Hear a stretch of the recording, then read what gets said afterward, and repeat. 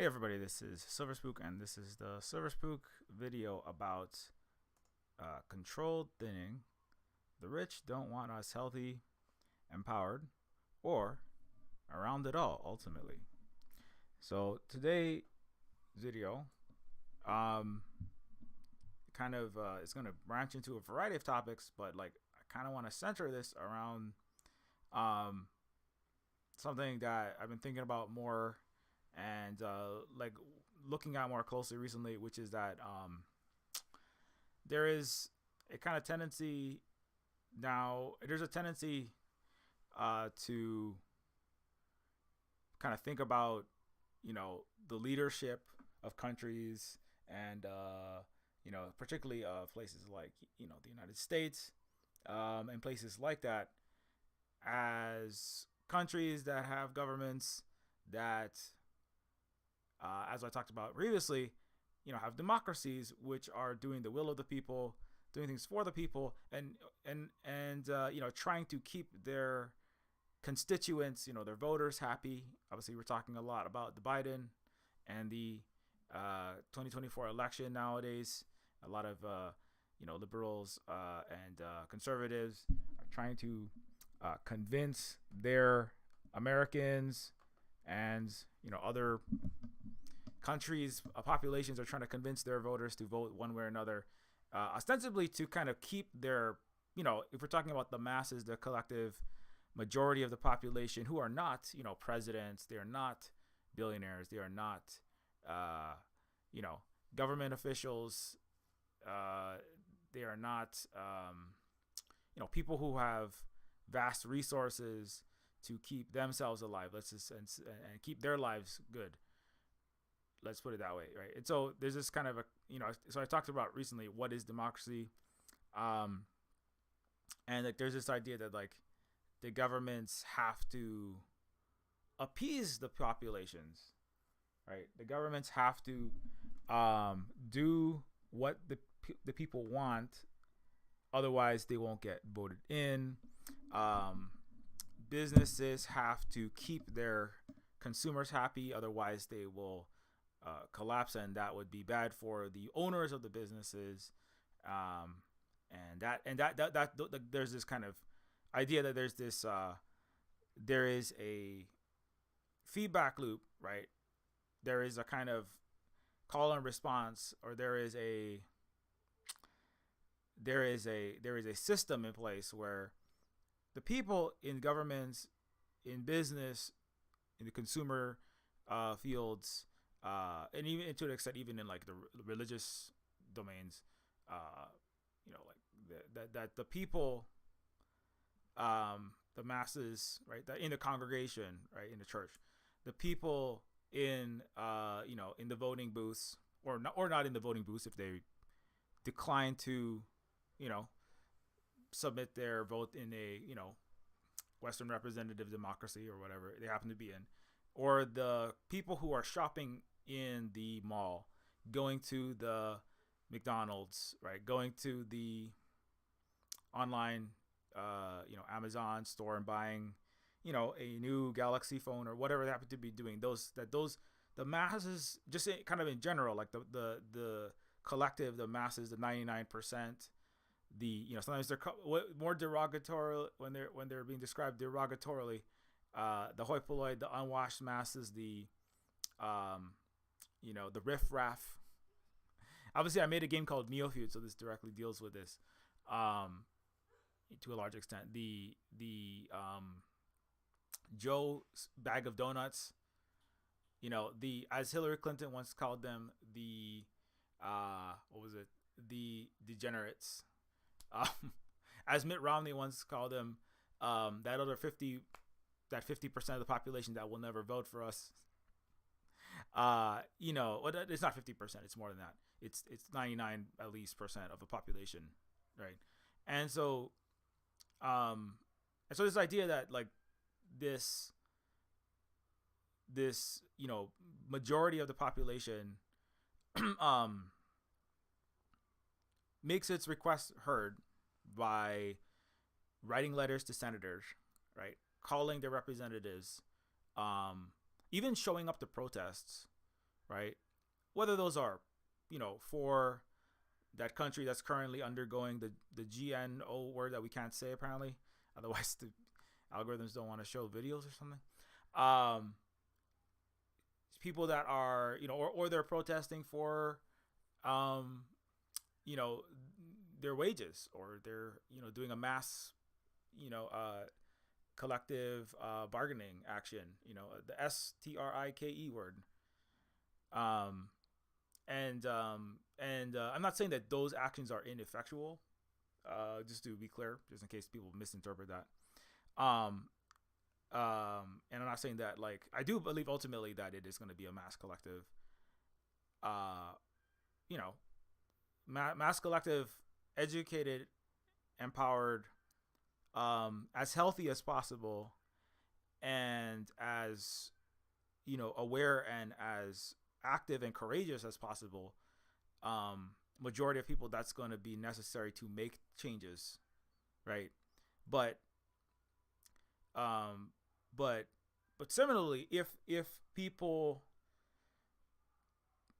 don't understand, like, that the ways in which they think they are making change often are not, number one, and not just that, the ways in which they think they're making change, like, for example, voting for a president, Donald Trump or Joe Biden, or whatever third, bubble you draw on your defaced ballot and color in.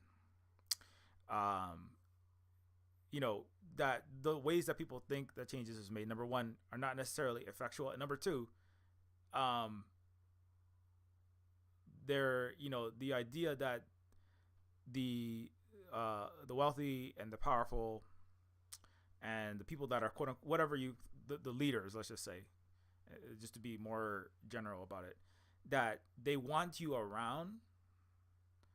That I think most people get the idea that at least they don't really care very much about, the president. All the recent U.S. presidents, certainly, and many others, haven't really cared very much for what the population say, what the masses say, and what the and do what they actually is in their best interest. I think that should be clear for most people, with the exception of all of the Democratic Party emails that they keep sending me, despite, I'm not sure why I keep getting these. All of the people with 6-7 figure net worths that are berating ethnic minorities and disabled and impoverished people to vote for Biden. As I pointed out previously, Joe Biden will be the only candidate on half of America's ballots, and the other half will only have Donald Trump on them. As states have already, Texas has already moved to basically only have Donald Trump for president in the 2024 presidential election ballot, and several Democratic states have already removed Donald Trump from the ballot. So in that sense, even that, as I said previously, even the illusion that you have Western representative democracy is already collapsing faster and faster. But it does, like, beg the question, right? Where it's kind of like, not beg the question, but some people will still argue, well, okay, so things aren't that great and things are really bad, but at the same time, they need us around. Right? The tiny fragment, 0.00001% of people, what I would call the neo-feudal, techno-aristo elites, or whatever you want to call them. The people who have a revolving door job between, a Lockheed Martin board ship and then a, U.S.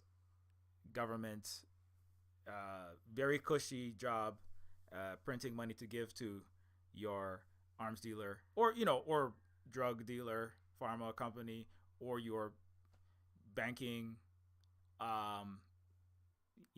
your bank, your mega bank that you work for, and that you will work for in government, and then go back into the private sector, and then come back and work for in government, pretending to regulate it at the SEC or the CFTC. And so those people, And in this, I want to talk about like that this because the idea that like they need the workers to continue to put out widgets. The 0.001% need the masses to show up to their jobs in whether that's manufacturing, keeping the butcheries butchering, and the candlestick making, pumping out candles, and the bakers baking the pies. And I want to argue that actually they don't need that. They don't need economic activity. Right now, yeah, it's like, but it's something about, well, capitalism needs the line to infinitely ad infinitum go up, and the line has to go up, not just the COVID death line, but the stock markets, if they are not increasing their shares, the share price, if the Swiss, Cayman Islands, and other offshore bank accounts aren't going up, that's a problem for capital. That's a problem for capitalists. That's a problem for the very rich. And to that I would say that's a problem for capitalism. Possibly that's a problem for the total real output of the earth, right? In terms of total gross activity, economic business occurring. That's not necessarily a problem for the 0.001%, right? And in fact, that's kind of, I don't recommend it for your own mental health to listen to the Davos crowd, and especially their behind the scenes conversations if you can get access to them. I try to, because I gotta make stories about them, but what the goal now is that they can see that the peak fossil fuel is being reached. They can see that the climate and the ecology and the atmosphere and basically the finite resources of Earth, and the continued existence of life on Earth is not really in any kind of way that is recognizable for billions of people. That life on Earth and their system that has benefited them for the last several hundred years, at least up until this point, they're not compatible, right? Or certainly not the infinite growth model, right? Is not really compatible. So that's the thing where it's actually like profit. Actually, and I think that profit is not, while maintaining the majority, as much of the total share of the pie, as much of the total profit, as much as the total dollars or drachma or special drawing rights or whatever central bank printed fiat currency or whatever the resources ultimately, right, are. That has been a goal of the most powerful, right? So if you're a billionaire, you want, like Bill Gates, what does he have, right? What is Warren Buffett been doing? Buying up thousands and thousands of acres of farmland, of real estate, of land. In the last collapse, in the 0809 financial crisis, Warren Buffett bought tons of tractors and machinery and trains and these sorts of things. And Bill Gates also has expanded in that. Is also deep in the pharmaceutical industry, which is its own. We'll come to the economics of global mass illness and universal wealth extraction through threatening your life while you're in the hospital, and also controlling the share, controlling the share of money. It's not really about how much money is being made, right? It's about not necessarily the inequality, but it's like controlling how much of your wealth, which is part of your empowerment, right? In a system where money is power, in a capitalist system where everything costs money, and money is permission, right? Money makes a difference between whether you're homeless or housed, right? Which is why they hate countries where there is no housing market, right? There's one 90 miles off the coast of Florida, and there's one very close to South Korea. Let's put it that way. or there's in one there's zero housing market, and the other there is negligible housing market.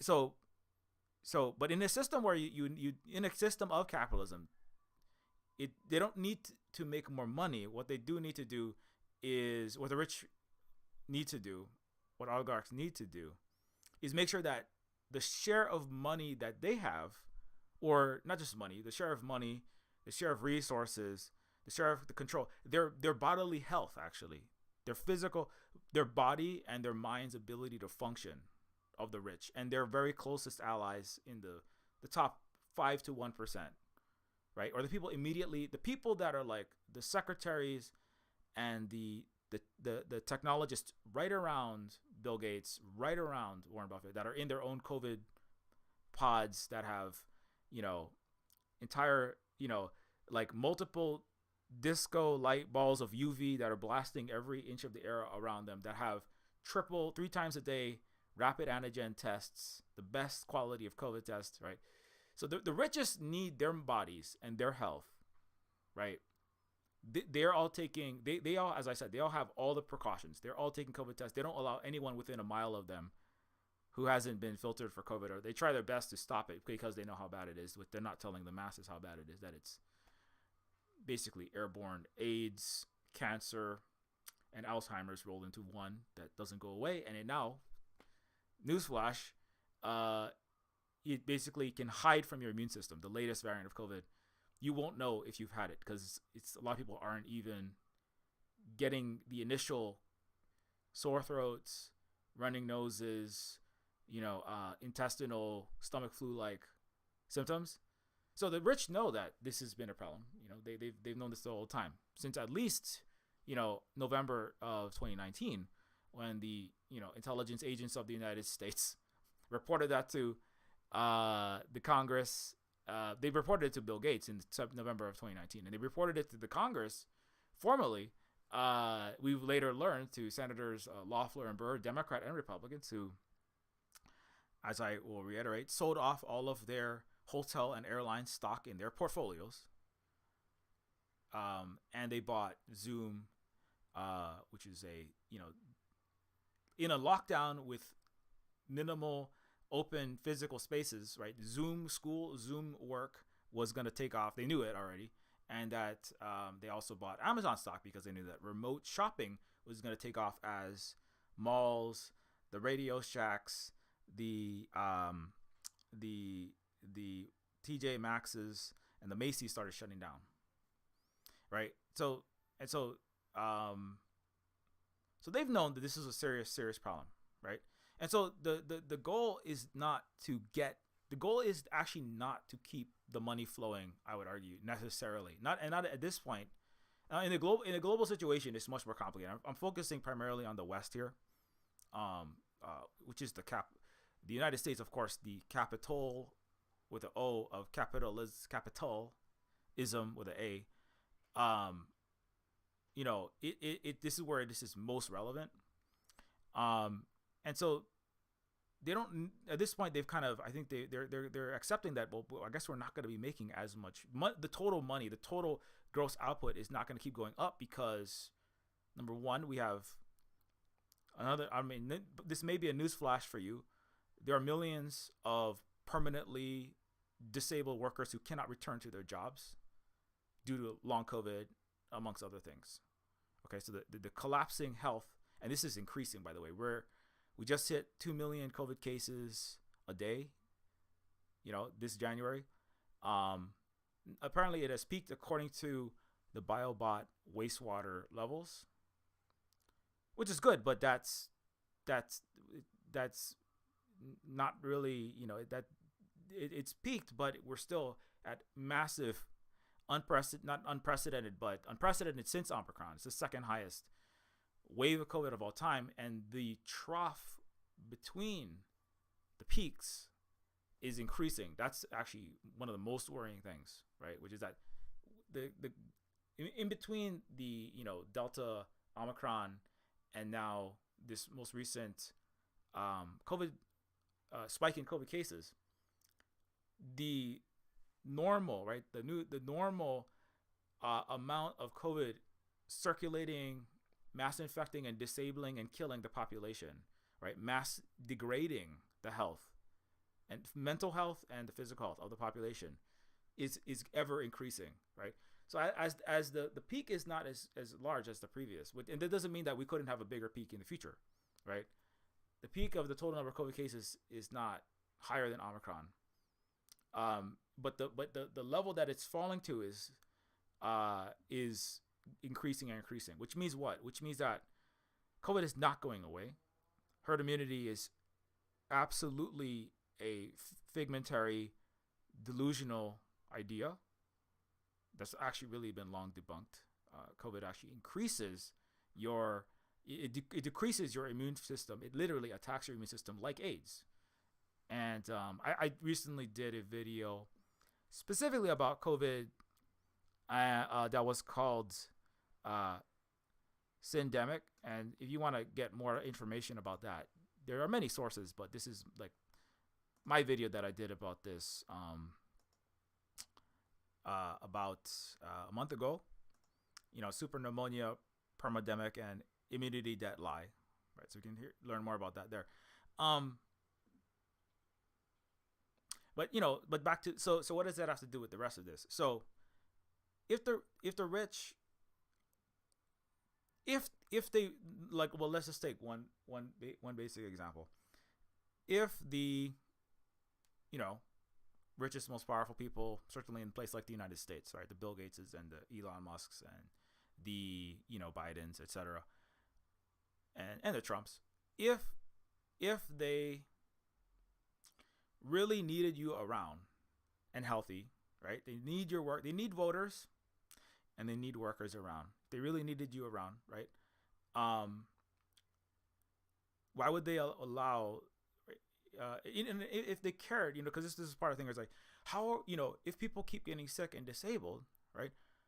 How are they gonna? The capital owners, the capital class people own the businesses.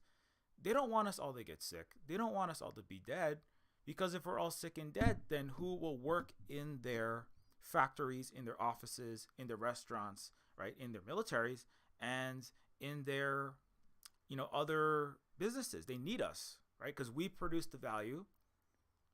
We produce the working class. I mean, this is a Marxist analysis. I mean, not everybody agrees with that. Some people believe that, that Elon Musk produced all the hundreds of billions of dollars of value that he is worth, and some people believe that the great big thinkers like Lloyd Blankfein, the CEO of Goldman Sachs, said right before the 2008-09 financial collapse that we are doing God's work as the real job creators. And so we need the rich to create jobs for us. So, whatever you believe about that, there's like both people who are coming from a neoliberal perspective or a liberal perspective, and then also coming from a more left perspective. We'll both say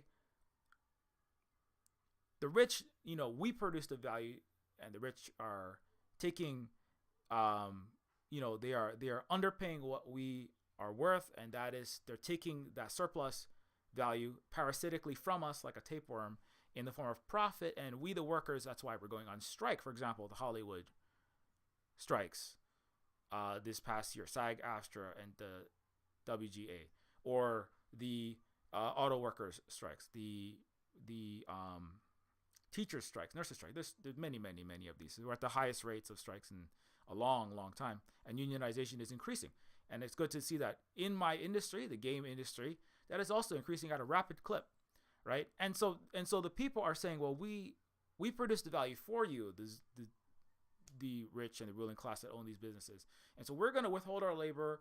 We are going to do targeted shutdowns of the Stellantis and the GM plant in order to gum up the gears turning the machines that are pumping out the carburetors and the rubber for the tires, that are pumping out the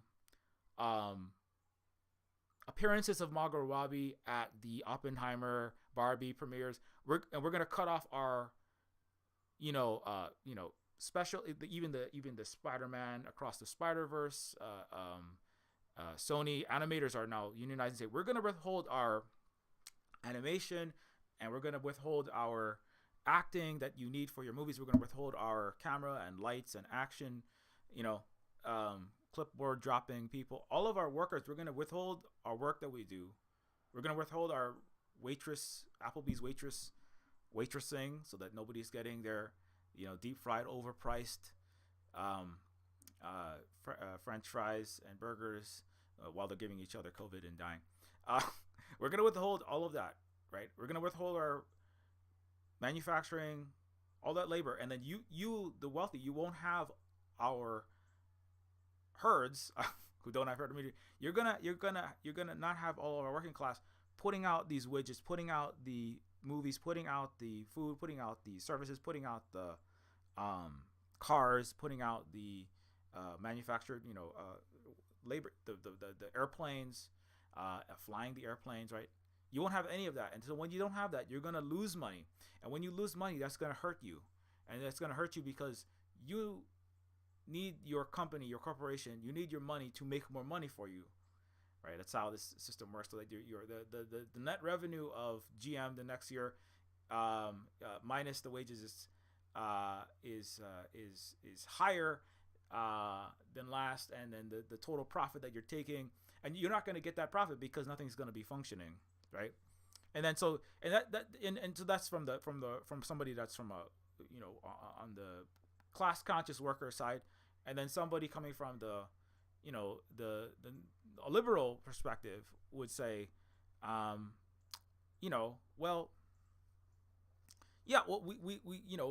we need these workers around, because or that the rich need the workers around because, well, we just we need people,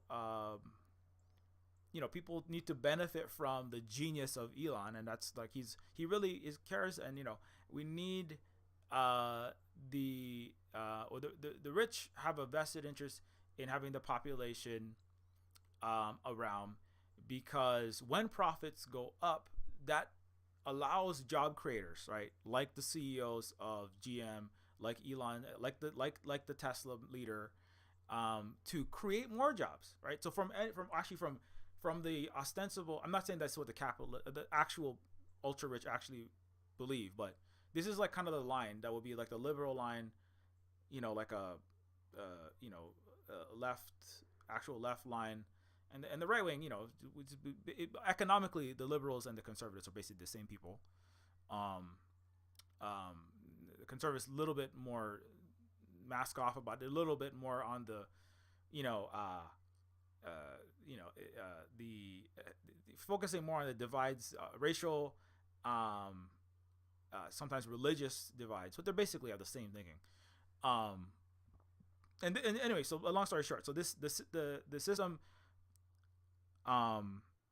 functions, capitalist democracy functions, or some kind of democratic socialist, I don't know, Scandinavian, Swedish, or German model mixed economy country will function because workers show up, they produce value.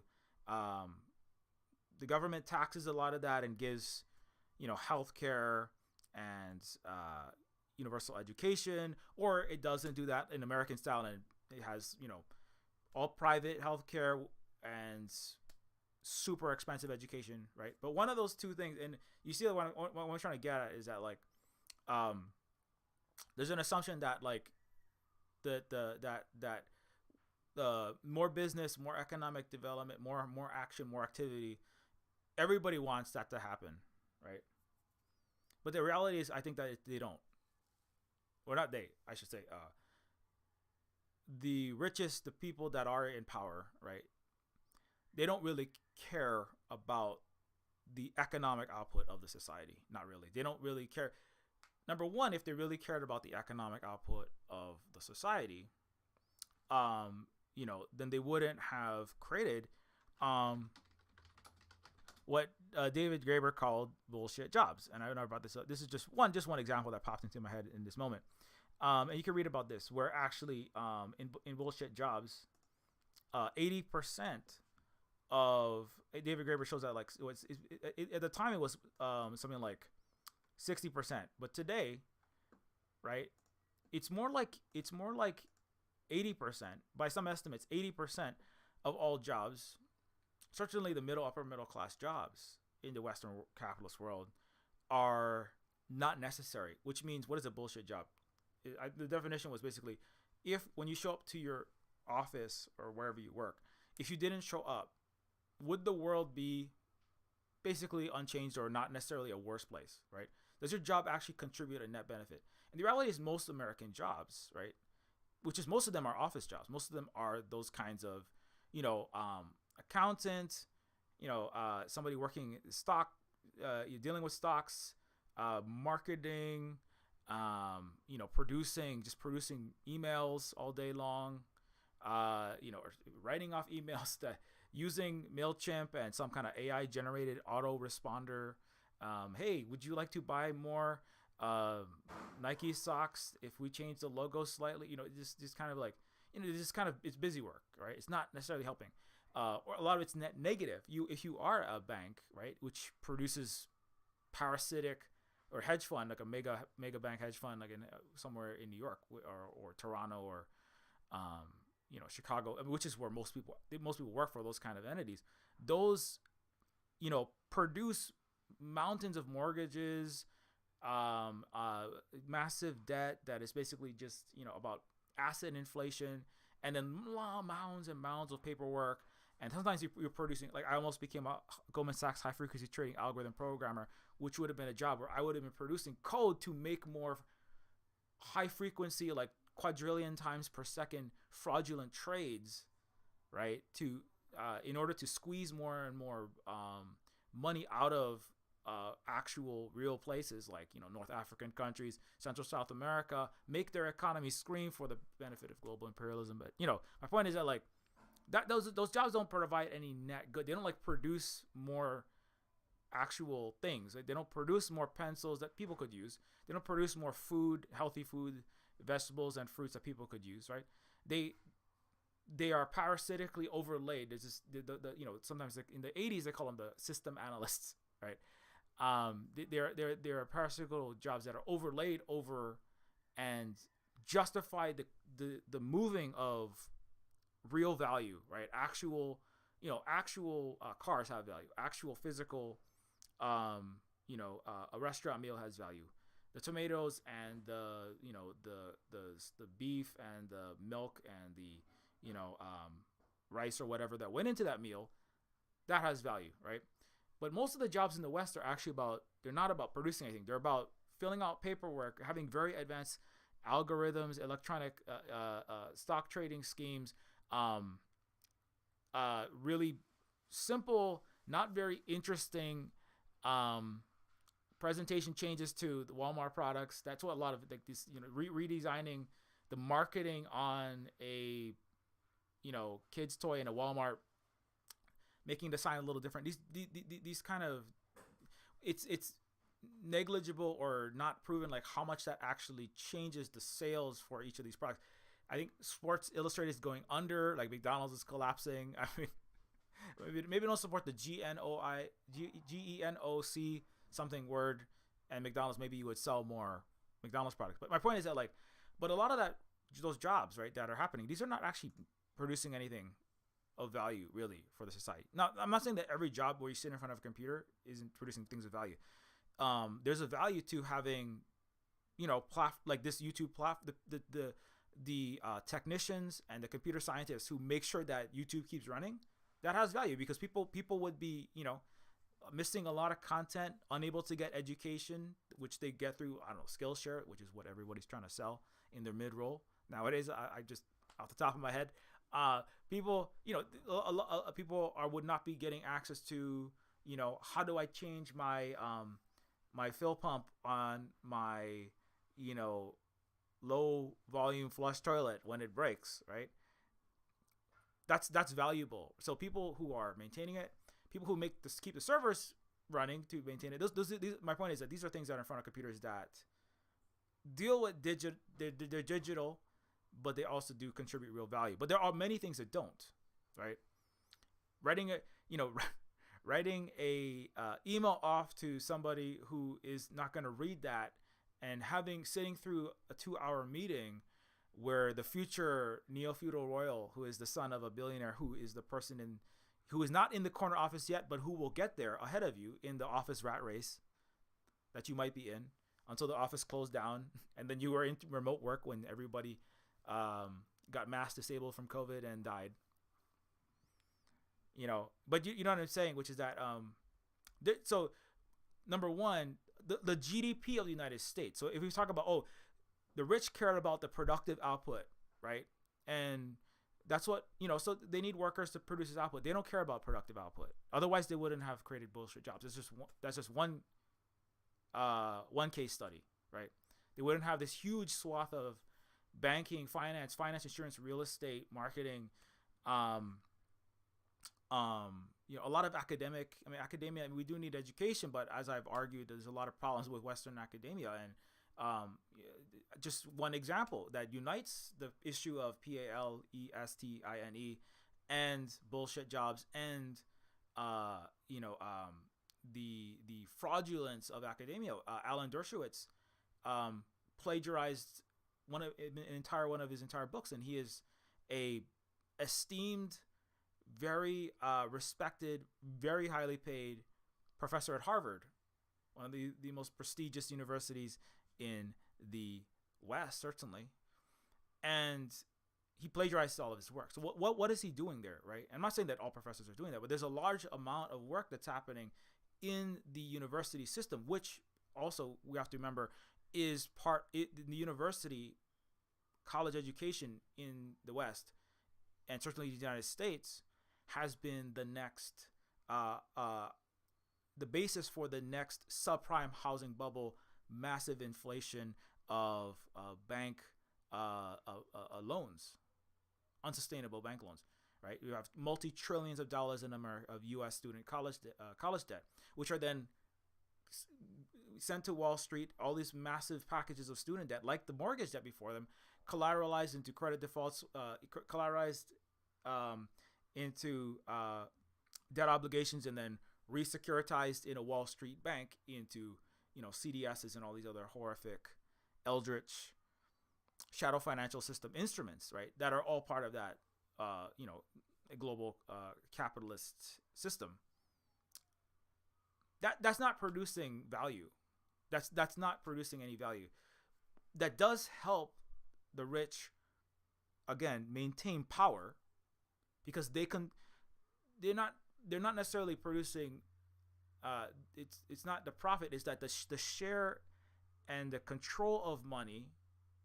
As long as money buys you, as long as money works and operates in the world, right? Which that's not a guarantee. If things collapse, in a very extreme scenario, money stops functioning, like in a post-apocalyptic, Resident Evil movie, right, where you're bartering with Nuka-Cola caps or cigarettes or something, right, for your least radioactive, least T-virus filled, milk jug filled with water, right? But barring that, right, it's so controlling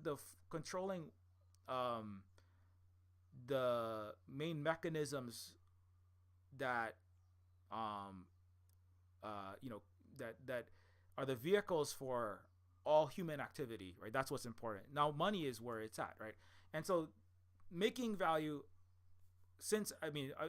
when exactly did the United States and a lot of Western countries production of actual valuable goods versus kind of, I call it like neo-feudal self-cannibalizing, deindustrializing, in a sense of deindustrialization is the kind of another word for over-financialization, and then basically creating a fraudulent non-real economy, right? And so when did that start diverging exactly? At least in the 80s, people would argue that the neoliberal era is definitely an era of increasing production of the symbols and the system analysts that produce this mass reams of digital paper that have value on paper but don't mean anything in the real world, or mean very little, don't account to anything in the real world. But and most of the U.S. GDP, actually, the majority of U.S. GDP and Western GDP is accounted for by that bullshit job, endless printing of paper. I mean, and also you also have the factor of the central banks like the United States Federal Reserve, along with the ECB, the European Central Bank, and the Japanese Central Bank, the JCB, have printed in the last 10 years tens and tens of trillions of dollars, historically unprecedented amounts of money, to maintain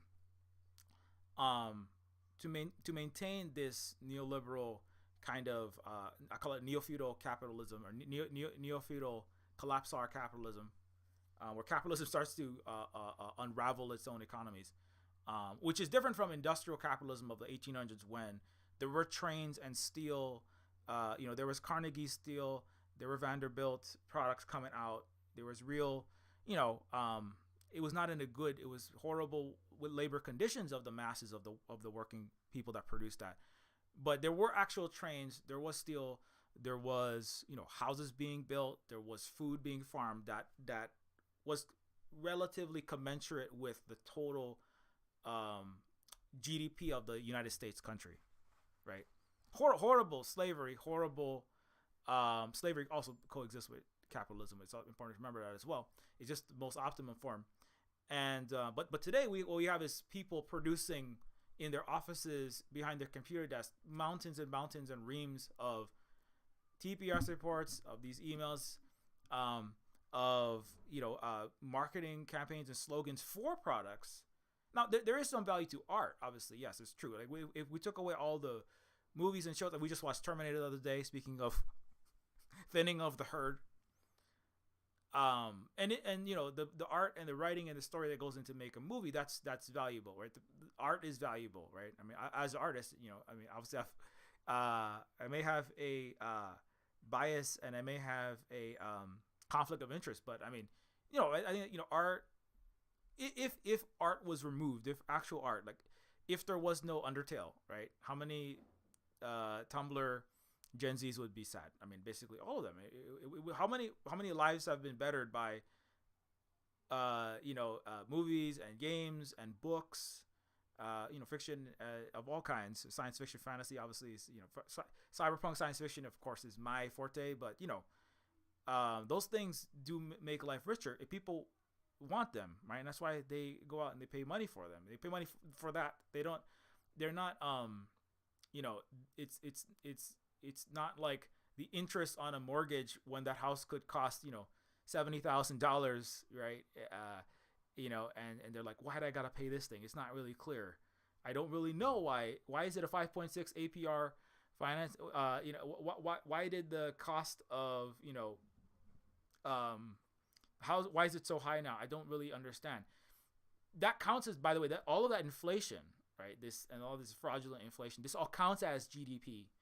The activity in the banks to produce this 20% housing cost increase, that counts as GDP, right? And so like those kinds of things don't really have any value in the society, right? But the production of a good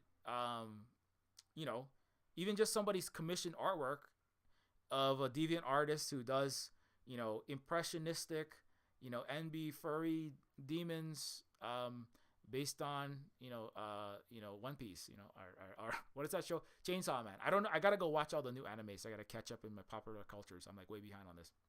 I was thinking about One Piece because of that Yemen not pirate who everybody has the hots for. Anyway, coming back to the point, all of that has value because without those, then people's lives would be less enriched, which is a net benefit. In the same way that having an apple is calories for your body that you need, and that makes your life better, and it is necessary for you to live, and things like this, right? So anyways, and before I went off on that one, so when we talk about the actual total amount of real output, however, it's not a exact science, and it's a bit fuzzy. we can't get a exact number. Like this is the exact amount of real. The U.S. has 43%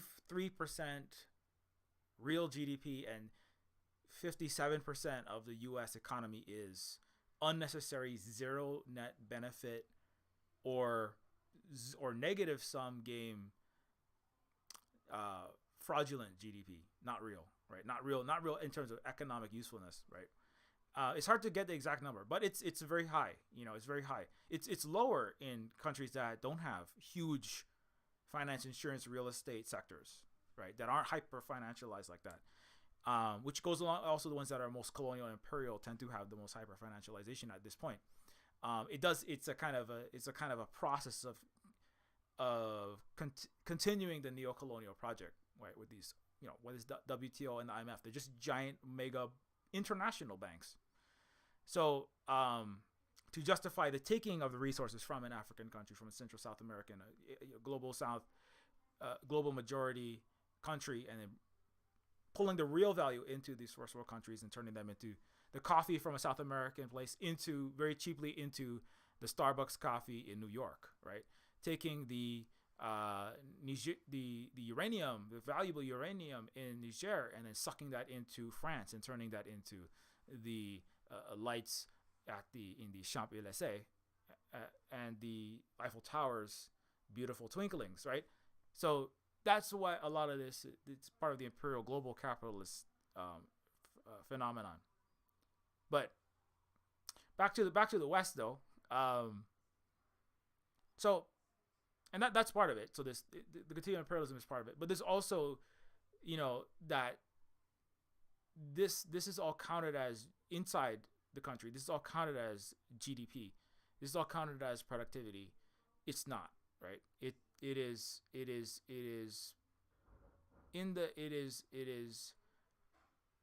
work that is not producing anything actually of value for the world. It does help keep control. It does keep business as usual going, which is beneficial, or at least the appearance of business as usual, which is beneficial for the rich, right? Or the very, very, very rich, right?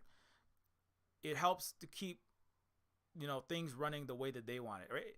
It keeps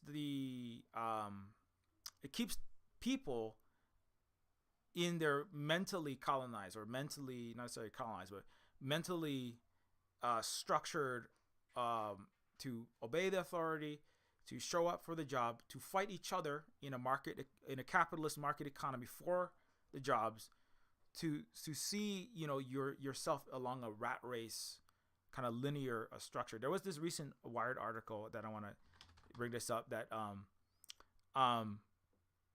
it's called Gen Z Companies Need to Level Up, because the old playbook for power and control won't work to retain Gen Z talent. Instead, employers need to take a cue from Roblox. And the big point in this is that in 2024, there will be a paradigm shift in employer power and trust dynamics as part of a generational change, and redesign from being like a game of Tetris to being like Roblox.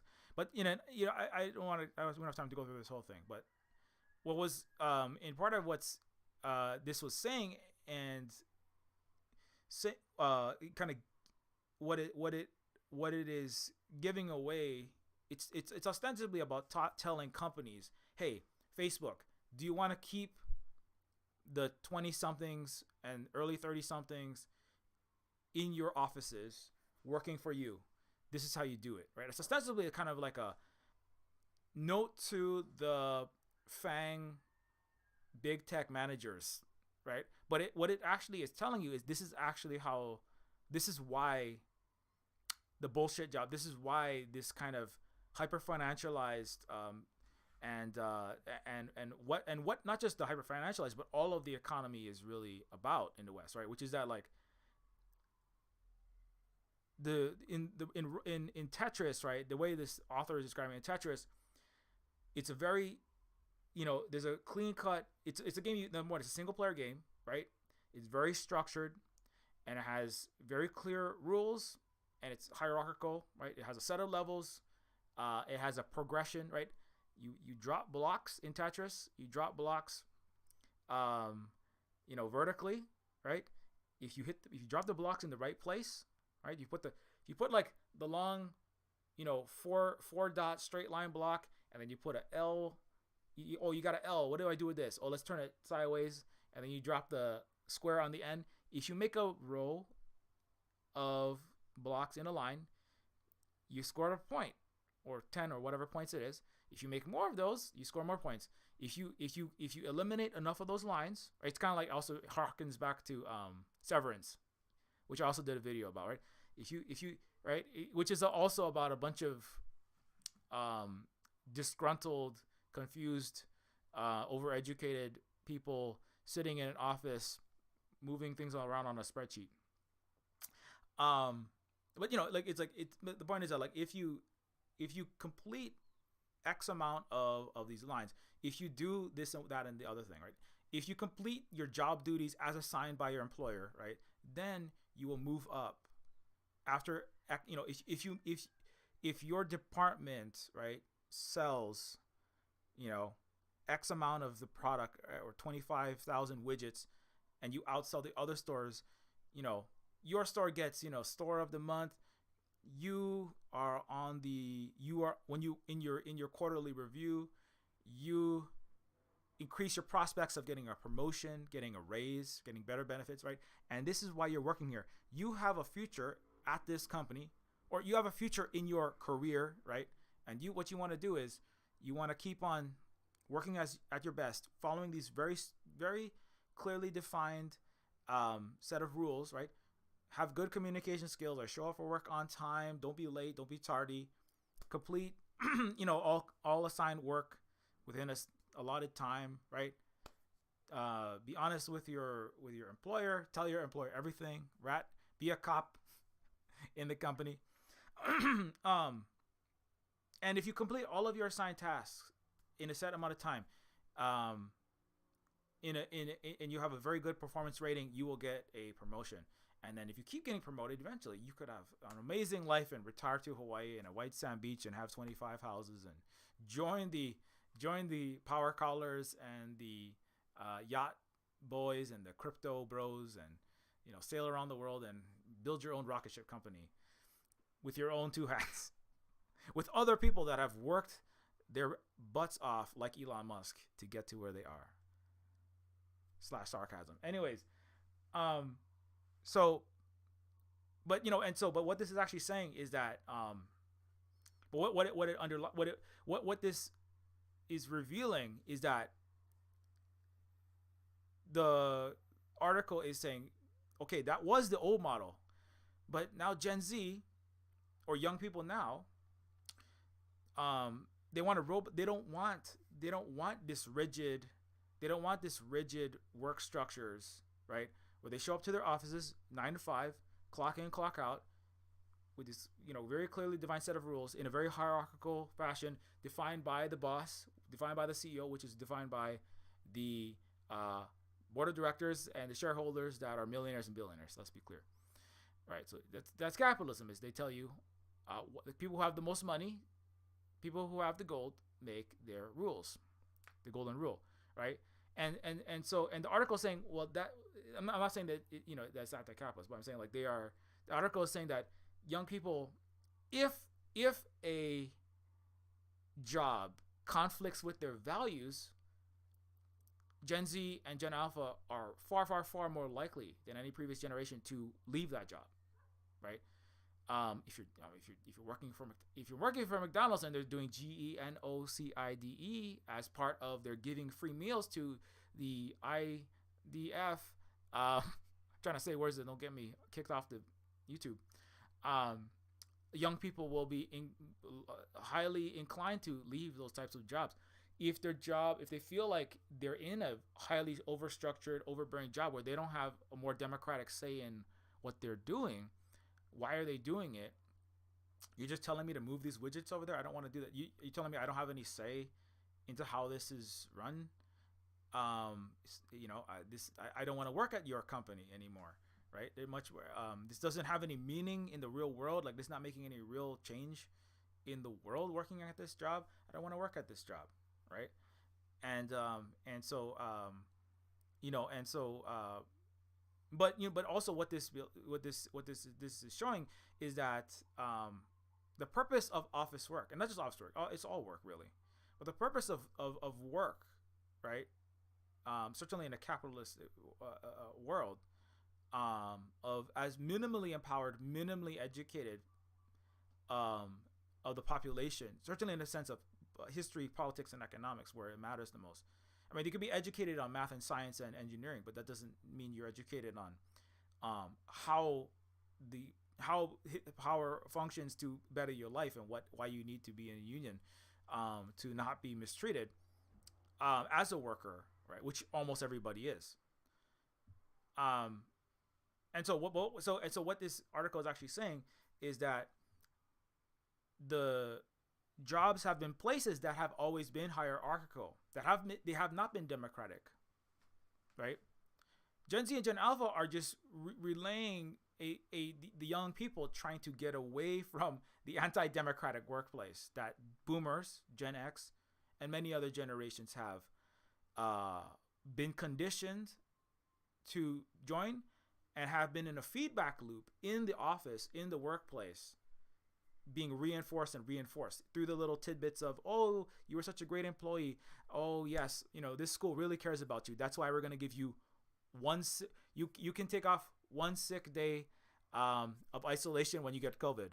Yeah, I don't know if you saw that article. We really care. That's why we're going to let you get a mass disabling, mass killing virus, and give yourself Alzheimer's and cancer equivalent level of sickness, and then spread it to everyone else by coming back tomorrow. Right.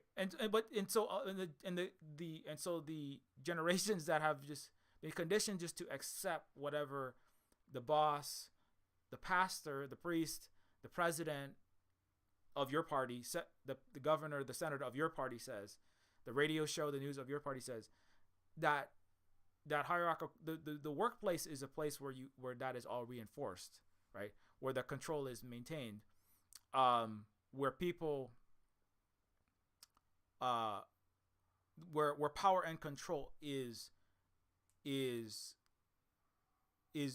conditioning is constantly reinforced every single day you show up to any kind of job, really.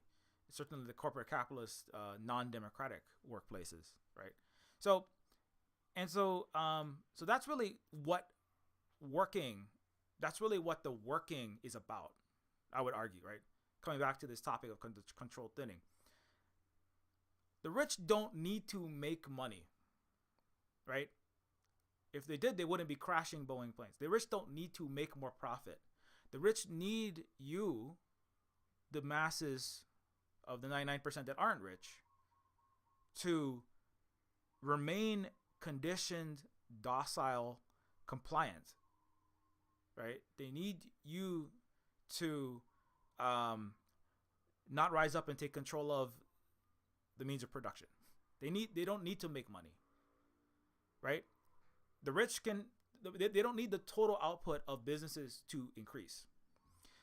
The rich, if the total output of businesses, let's say in the Fordist era of the 1950s, if the total output of Ford and GM businesses increases their control and and it maintains the docility and the disempowerment of workers, then increasing then the line go up then that's good. But it is not simply the increased output of the workforce of the businesses that is the goal, right? That's what I'm trying to get at. That is kind of incidental. What is important is that that the rich maintain control over everyone else, and the inability or the unwillingness or the unconsciousness of the masses.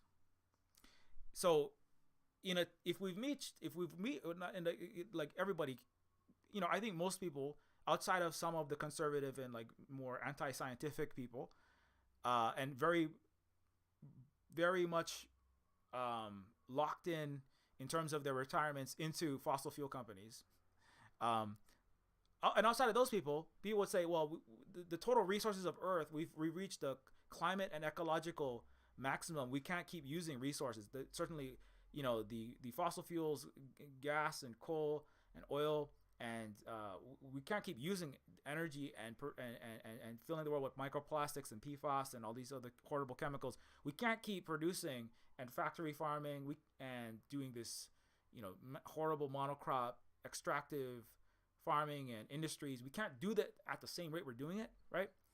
And so, average people and billionaires know this.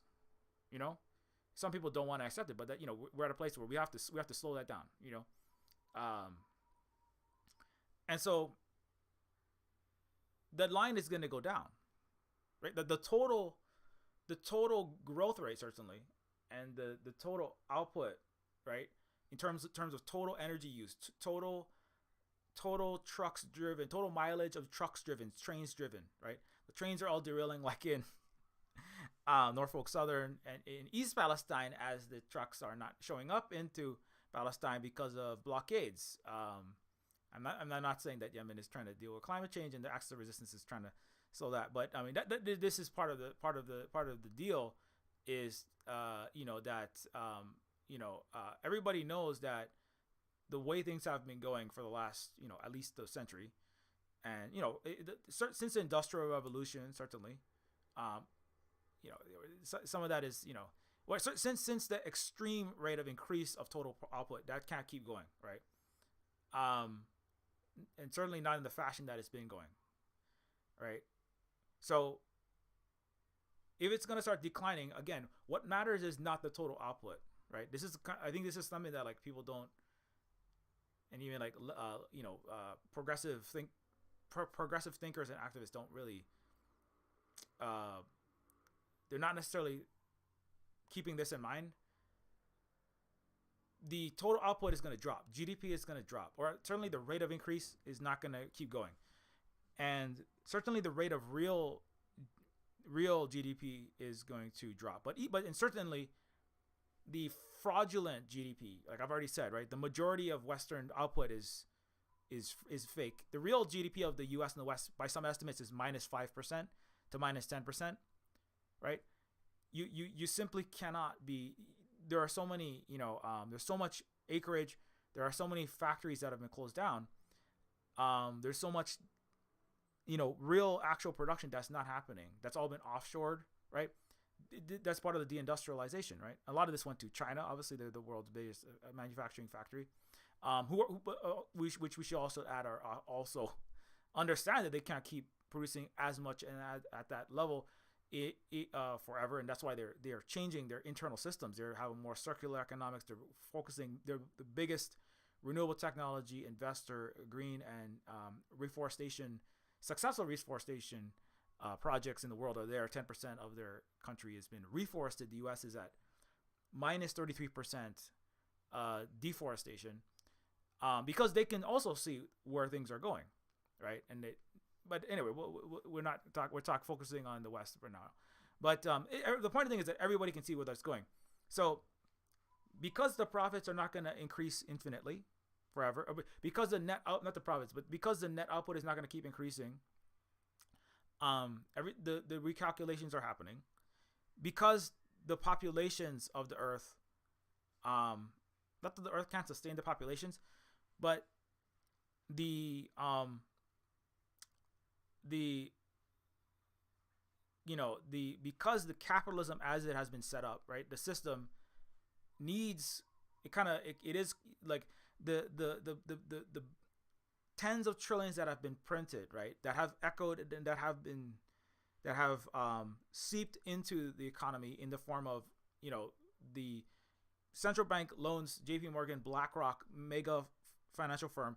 Those banks make other loans that make other loans that make other loans, right? So this huge, massive debt-based global imperial, and based upon dollar hegemony to a large extent under the U.S. empire and the hegemonic Western colonial, now neo-colonial order, that is collapsing, right? But also, and internally, that is this that's the churn of this fraudulent paper that system, right, cannot, like, that system needs that continued growth. If it starts to pop, if it starts to break, which it's starting to break now, we haven't seen actual, we haven't seen the actual calling in and needing to pay back all of these monstrous debts, right? China is no longer buying, and other countries are no longer buying U.S. Treasury bills. That's a sign that the last 80 years of the U.S. primacy and that system is starting to fade. But it's the rich are moving. They're arranging things now, preparing for the collapse of that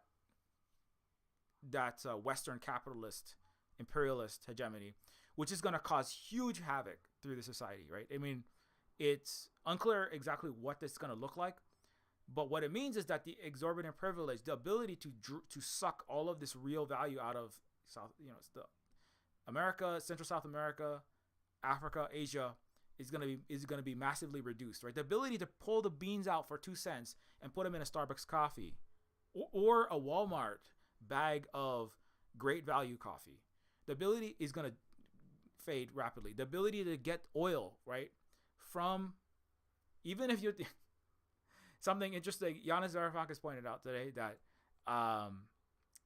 the billionaire owners of European news channels, right, attacked Giannis for being a Putin slave because he said the Ukraine war is ridiculous and it needs to end. And he pointed out that these billionaire owners of these liberal and conservative news channels that attack Giannis for saying we need to end this Ukraine war, and you are a paid stooge of Vladimir Putin and Russia for criticizing Ukraine and Zelensky. Those same billionaires own the tankers that are taking over 50% of Europe's oil from Russia, that is then being shadow stamped with Indian tags, right? It's Russian oil going into India and then sailing on a massive ship, right? Well, it used to come through the Red Sea, but then having trouble now. But staying from India into Europe. So actually, right? So the same forces that are criticizing the anti-war people as being pro-Russia are actually benefiting massively from Russian resources, right? Well, and everyone should sanction them. It's just, the hypocrisy is just off the charts. But anyway, that's not necessarily a keynote. But that system that is taking that resources, right, from not just Russia, but from Africa, from everywhere, like I said, and then bringing them in using the Western dollars that has been printed, backed by the full faith and credit of a U.S. military intervention. If you don't use U.S. dollars, right, or a color revolution, or sanctions that cut you off, and that's the failure of the sanctions on Russia, which was that was one of the massive global tectonic ruptures in this system that has been the case of the last 80 years. The U.S. I call it the POX, not the Pax Americana, but the disease Americana from my perspective, because it has been massive violence and war for not peace for most of the world, and no justice, no peace, and there hasn't been any justice, right? But that system that is bringing those resources, oil, right, energy, coltan, people are saying boycott, don't buy any more phones, because when you don't buy any more vapes, don't buy any more iPhones, right? Because when you're buying these phones, you're taking these resources out of Congo, these that are suffering horrible GENOC something, and under imperial U.S. and Western imperial regimes, that is then making the vapes, the cobalt is going to the vapes, and these warred over blood spattered minerals going in your phone. It's all coming out of these places, right? So that is but not just because people are being activists about it. These other countries are also saying we're not going to allow you to simply, right? They're like, Niger just kicked out the last French military base. Iraq recently, the IRGC has said that they have hit many, not just Iraq, many other countries are all over what's called the Middle East, West Asia. They have been hit huge amounts of military bases. The U.S., as I already said, has been the U.S. and the Western coalition um, threatened Yemen. Biden yesterday, they brought Prosperity Guardian with all of the U.S. and the British and the French. The French, maybe who said this on the French are trying to get their ducks in a row before the collapse of the global imperial capitalist system. But the U.S. and the Spanish and the British all came out with their ships, and Yemen said we don't care. Biden has been hitting Yemen, and it hasn't done anything with bombs, as they have done before. It hasn't done anything. Yemen said we are going to continue to blockade the GENOCIDE country that the U.S. supports until it stops and they stop committing this horrible atrocities. And Biden just said yesterday, are the attacks on Yemen working? No. Will they continue? Yes. So Biden just came out and admitted we're going to keep doing. That's amazing. That is an amazing thing that he just said there. He's just saying like I am an absolute failure. Don't vote for me. That's what Joe Biden said. But anyways, so my point is that coming back to this, so they can so the rich can see that system, right, of the global system that takes resources from the global south, brings it to the global north, has huge swaths of the populations of the global north, the 60% of the more privileged than not, working in their offices to churn out enough, kind of fraudulent but activity that keeps them in line and keeps the system going with an underclass, or a lot of essential workers doing serving in the restaurants, cooking the food, working the factories, to keep the janitorial staff of the rich, the servants in their Mark Zuckerberg's janitors and waitresses in his Wagyu beef, macadamia nut fed cows that take 200% the water that the already massively overusing beef industry uses on Kauai. So, but the rich still need their servants. They need maids. They need mechanics for their Teslas. When they set themselves on fire and explode and chop your pinky's tip off when you put your finger into the ridiculous retractable car handle, a door handle. They still need essential workers, right? And they need essential work, and the essential workers, they need them to be controlled, and they need the office workers to also be controlled and docile, following a rat race, right? And young generations are saying, well, I don't know if I want to do that rat race anymore, right? They're saying, I don't know if I want to be in control. Maybe I don't want this I don't want this global horrible system anymore. In fact, I think I'm going to show up to this PALEST protest, right? I want to work remotely, and in fact, I'm union. This is the highest rate. It's really great to see it as a tech worker and as a game worker. Silver Spoon Games.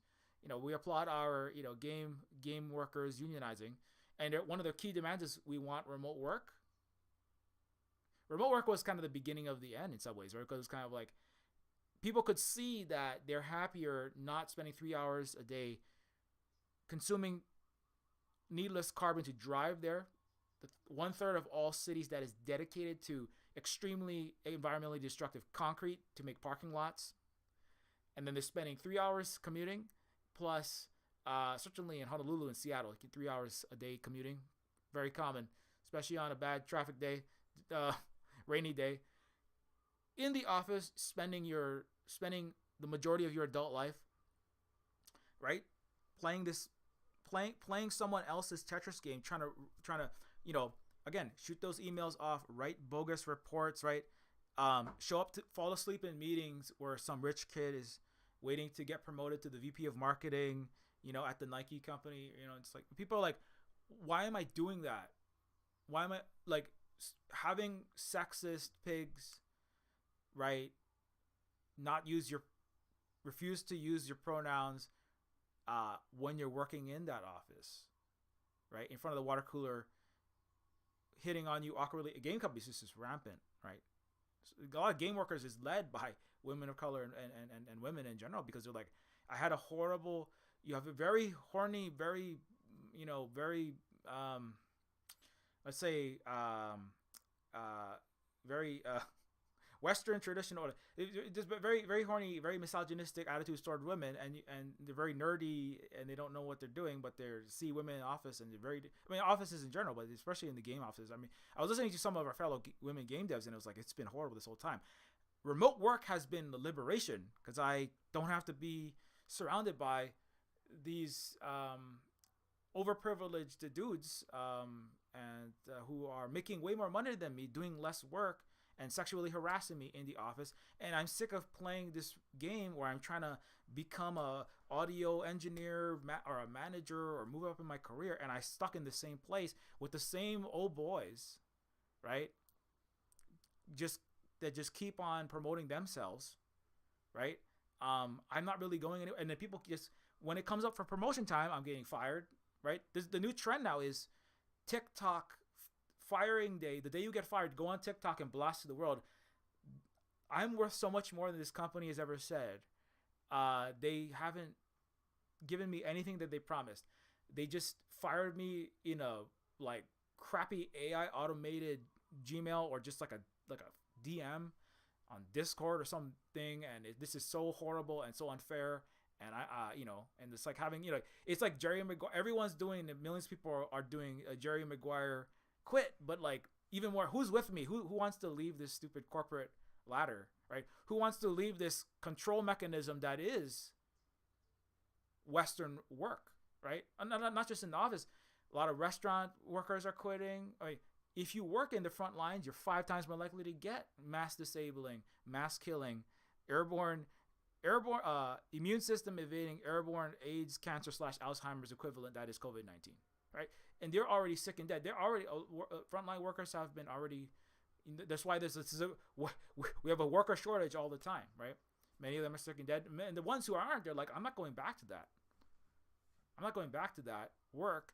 If they're gonna treat me so badly, they're gonna pay me so terribly, and I'm like 5 times more at risk of getting this horrible virus, right? One of our Silver Spook supporters just went back to the office and was, we have special thanks to McClubbin for the long time support. But I just told me like, hey, it's been great to support you. Thank you for all the education and all of the content you've produced, and I really appreciate it. I can't support you anymore because after a long period of, a remote work, I went back to the office and I got COVID for the first time, and now I'm in real trouble and financial trouble too. And more people are realizing it's not worth it. Why would I ruin my ability to live my life, my economic stability, if I get so much brain fog or cognitive, because you can't remember things. A lot of these people, like many people who get COVID, not everyone, but at some point in the reinfections, you can, and many do, get basically the equivalent of 20 to 30 years of aging in a week, or maybe not in a week, but after getting COVID, their mind has these massive the microclots plus the impact, the way that COVID lives in organs and tissue. Even though you don't think you're not having the outward, as I talked about, the symptoms, the respiratory symptoms, the fighting the viral invasion symptoms. COVID's in your organs, COVID's in your blood, COVID's in your brain. You would test negative. It's not necessarily in your nasal passages when you do the COVID test, but it's in your organs. And it's in your brain, slowly eating it away. It's in your heart, and it's in all of your kidneys and your other. And you might die of a pneumonia. You might die of a stroke. You might die of a heart attack, something else, or just be increasingly disabled, right? Unable to remember the sentences you said yesterday. Waking up and all you can do is. I read another story about this guy who used to be like a great climate activist. He was top of his line. He used to do like like memory and memory Olympic feats and like did climate activism. He was a professor. He was very smart. Wrote all this amazing content. Like showed up for protests. Wrote articles. Like testified. Did all kind of work to try to deal with climate and other important subjects. Now all he can do is look out the window and stare at squirrels. One day a month he can sometimes have enough lucidity to remember that the person that he was, right, this intellectually active, important force in the world, is gone now, right?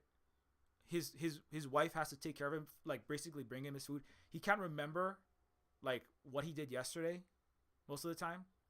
He can't remember. He's not 80. He's like 50 maybe. But there's 20 something. There's 26-year-olds who have this. There's a 26-year-old got COVID. Couldn't remember his own dog's names. Forgot that he tested positive for COVID 2 days prior. He didn't know why he said he couldn't remember. When he looked in the mirror, he saw a face, but the face that he saw, he couldn't remember what he looked like. Right? Because the COVID is in your brain, slowly eating it. And people, not everybody is recognizing this, sadly. It's like, as I said in December, in 2023, only 12% of people were masking. Sadly, in 2023, 27% in January 2023, and it was down to 12% by August, by mid-August. Okay, that's 90%. 9 out of 10 people not masking. Very sad. Very sad. It was 60% in January 2022. So people have this memory. This is very sad as well. People have this memory of that. People have that, but a lot of people have. This is part of both the power of conditioning, right? And this is also the power of the conditioning in your school, which is about listening to the bell ring, doing whatever the master in an undemocratic situation, which is called public, private, and charter school, is telling you, sit down, do your work, right? Pass the test, fill in the bubble. If you do good, then you get the good grade. You get the personal pan pizza. If you read enough of these books, if you get the good grade, then you get celebrated and people smile at you. Your parents love you, and they withhold love when you don't do what the boss says. This is part of the conditioning and the control of the population. And people that are in power still they do this hierarchical lifeways. I call it Western lifeways. When you look, while you can be somebody in power in a household as the father, so, who is saying, "Yo, son, you have to do X and Y and Z." You have this very authoritarian way to their children. When you show to the office or to the factory, when you look up, you always act in a way of a docile, controlled, working cog, right? But it's a fractal system that each person beneath you, right? Like a king, right? Like a European system, king with a marquis or a duke or a duchess under them, like lesser lords with their, the police, or also known as the knights, that make sure all the workers get to work under threat of violence. Paid for by the wealth of the lord, and then you have the peasants, the commoners that do the work, and if they don't, but each one along the way is vassalized, right? The U.S. they still use this, right? European countries are vassals of the United States, right? Because this is a hierarchical, undemocratic, controlled, threat and violence based system that isn't democratic. It's not democratic. It doesn't care about human rights, right? It doesn't care about equality, because if you care about human rights, it wouldn't be committing all these horrible GENOCI something all around the world, and inside the countries, exploiting the labor and not giving them what they're worth, and not being democratic in their workplaces, right? In their offices and their restaurants, right? People don't vote, right? Did anyone in McDonald's vote whether they would give IDF free meals and support the GENOCIDE? Nobody voted in McDonald's. Did they vote how much the CEO would make? The billions that the CEO of McDonald's would make? No, nobody voted on that. Did anybody discuss that at all? Did anybody, talk about why are we making these horrible, oversalted, badly cooked but very addictive, ultimately bad for you food? Does anybody talk about that, or did people just show up, hope they get their $9 an hour, keep their head down so they can go home and hopefully pay their rent, and then just berate their families and beat up on their spouses and punch down at their kids the way that their bosses punch down on them as McDonald's employees? That's how the Western world operates, right? Do office workers have a democratic space, or is it the aristocratic, privileged child of a billionaire who is in the corner office now, never having earned it, but everybody has to put up with his bullshit speeches and his ass grabbing in the office, which you have to accept because you signed an NDA, because you have no power. And they have an army of lawyers that will crush you if you try. Right? And that's right. That's not a democratic space. That's not a human rights filled space. That's not a freedom filled space. That's a space filled with control from the top down under a system of capitalism. And obviously misogyny, patriarchy, all those other synergistic systems. But and my point there is that so that is the goal. The goal is not to make more products the goal of businesses is not to make more products. It's not ultimately. It's not the goal of the rich to make more money necessarily. If it helps them maintain power, then make more money. If we can demolish, right, like the way that they mass fired all the workers in GM just before GM collapsed. If Boeing can make planes that break, like I like to bring up, RC Motors with a Mountain Dew can taped together and then lose $40 billion as all of the 737 MAX is grounded, and the Japanese Boeing 737 flying to Tokyo has a giant windshield crack in it, like it did recently, and they have to ground that plane. Boeing doesn't care. What matters is that the workers stay in their proper place, right? Does none of the amount of money matters, except that more money has to be in the hands of the capital, the aristocracy, the kings and the queens, the techno kings like Elon. They have to have more money, enough money to control everyone else, right? They can make you have less money. It's called goodbye to all of your COVID packages. It's called I'm going to jack up the prices on your eggs and your meat and all your products, which we now know that the actually companies just arbitrarily increase prices. Yes, there were, because of the Ukraine war, supply chains, and COVID, there were some inflation. But there was much of the inflation was just because the rich felt like it, just sucking as much money as they could out of you. The healthcare system, right, is about, if workers have too much land and too much resources, they can strike, right? To go on strike, like in France, right? It's a place where they I don't know why they accidentally let the people. I think it's just incompetent in France. They let the people have a little too much resources. They can go. I think the thing is the strikes don't make all that much difference, ultimately, because nothing really changes there. But to strike, you need a strike fund. This is the thing Americans complain about when there was a global strike called by Bisan Motaz and other of the Palestine activists in support of the ongoing GENOC action happening there. And a lot of Americans said, well, I don't have the money, how will I get the money to pay my for my food, or I can't take off to strike, right? Because strikes do strike, if you want to strike for a long period of time, certainly it takes resources, right? Because you have to worry about where you're going to get all the rest of your you have a strike fund, right? Like the Hollywood SAG and WGA union have a strike fund so that they can pay that money out to support workers while they're not working, right? So same thing for the auto workers, right? They have a strike fund, right? So healthcare, right? But to have a strike fund, you have to have saved up resources, right? So healthcare costs increasing, the inflation cost, but healthcare, where when you get sick, right, with cancer, or you go to have a major hospital, quadruple bypass, heart attack, major, or you have you're dying and you need a specific drug for your cancer, you get COVID-19 and you're hospitalized for 2 weeks. When you get sick, the U.S. healthcare system is a method of liquidating all of the wealth that you have stored up, that's power, right, sticking it in their pockets of the richest, and then leaving you dispossessed pauper again.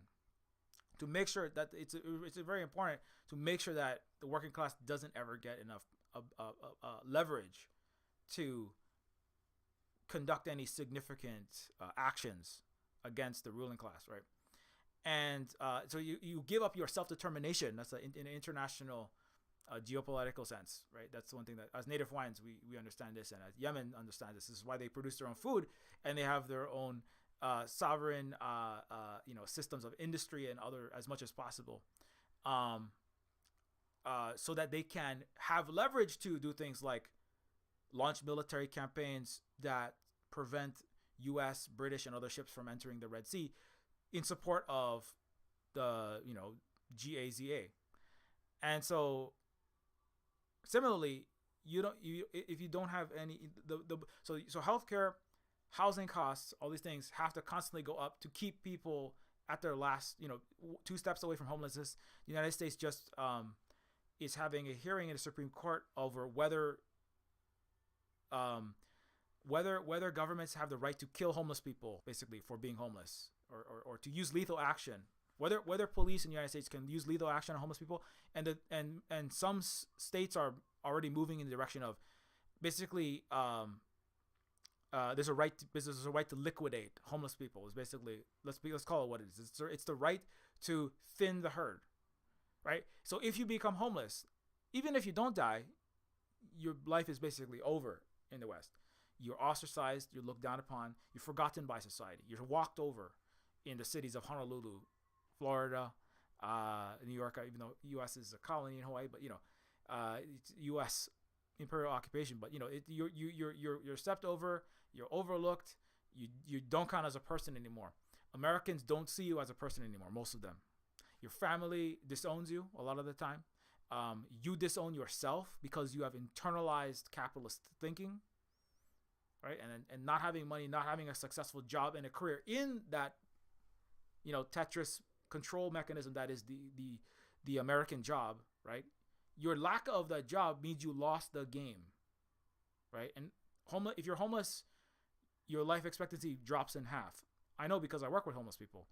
And also thing we have to keep in mind, when I was a social worker and STEM teacher in Oahu, your life expectancy gets cut in half to like 42 for men and 47 for women. Now it's more like 40 and 45 because of the constant dropping life expectancies. And if you're homeless, you're also more likely to die from COVID as well. So, anyways, I gotta finish up because I gotta go do. Oh shit! Yeah, it's 1:00. I gotta finish up. So, but and ultimately, so what I'm getting at here is that getting COVID-19, which again, let's remember, we're at the highest spike since Omicron. It's very bad. When you become sick and when you become disabled, not if, when, in your life, eventually you will be disabled. No, everyone is temporarily abled. When you turn 80 or 90, you will have some amount of disability. You will not be able to run a marathon. And if you won't be able to run 2 miles at a certain point in your life, your mental faculties will not be there forever.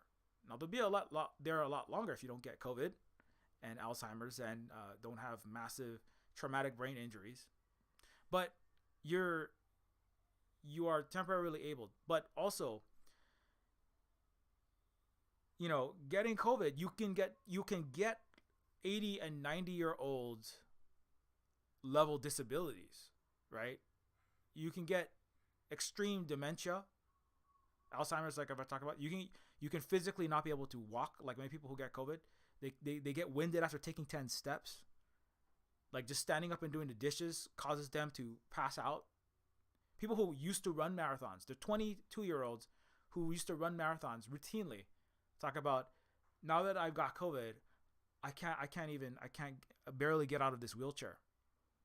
Physically, I can't. My body, because it's part of it is the mitochondria. Like studies are showing that the mitochondria inside of the cells is being degraded, and their ability to use energy efficiently or help your body use the calories stored up in it efficiently is just collapsing and is disrupted by the COVID virus, right?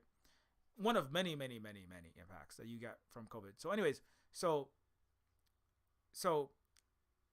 if you are not, and I haven't even talked about much about AI, but I should finish up with that. So if output is not going to continue to go up, we've reached peak, resource consumption of Earth.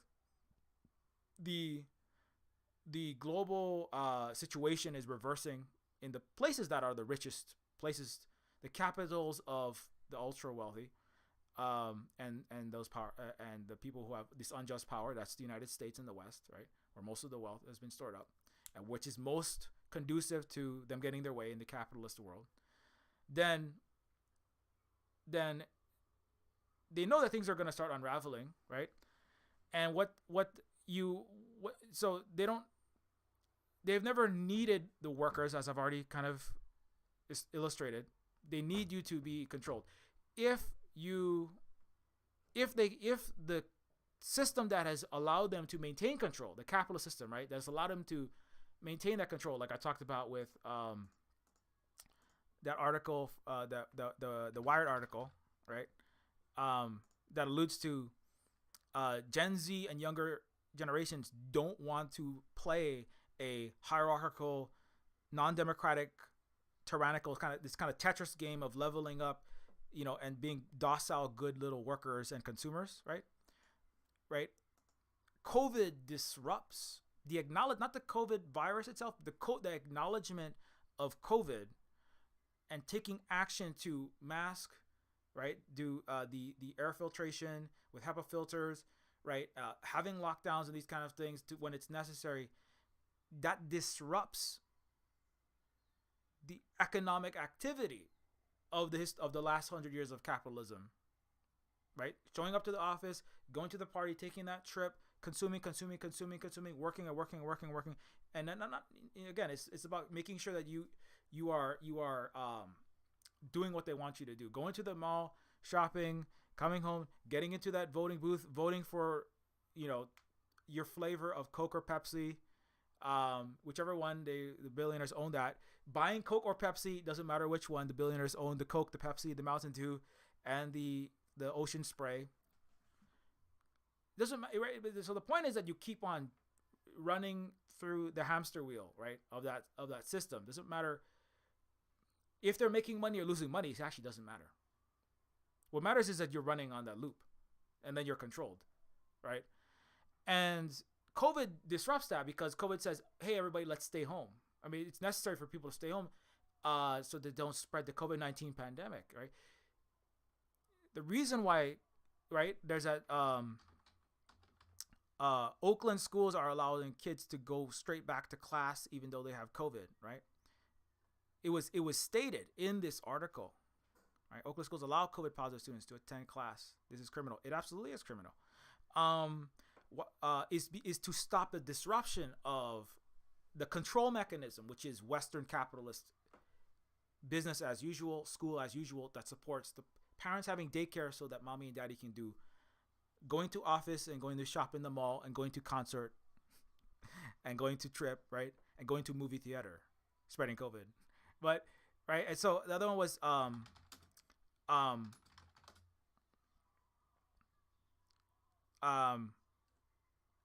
California officials shortened COVID isolation period to 1 day, right?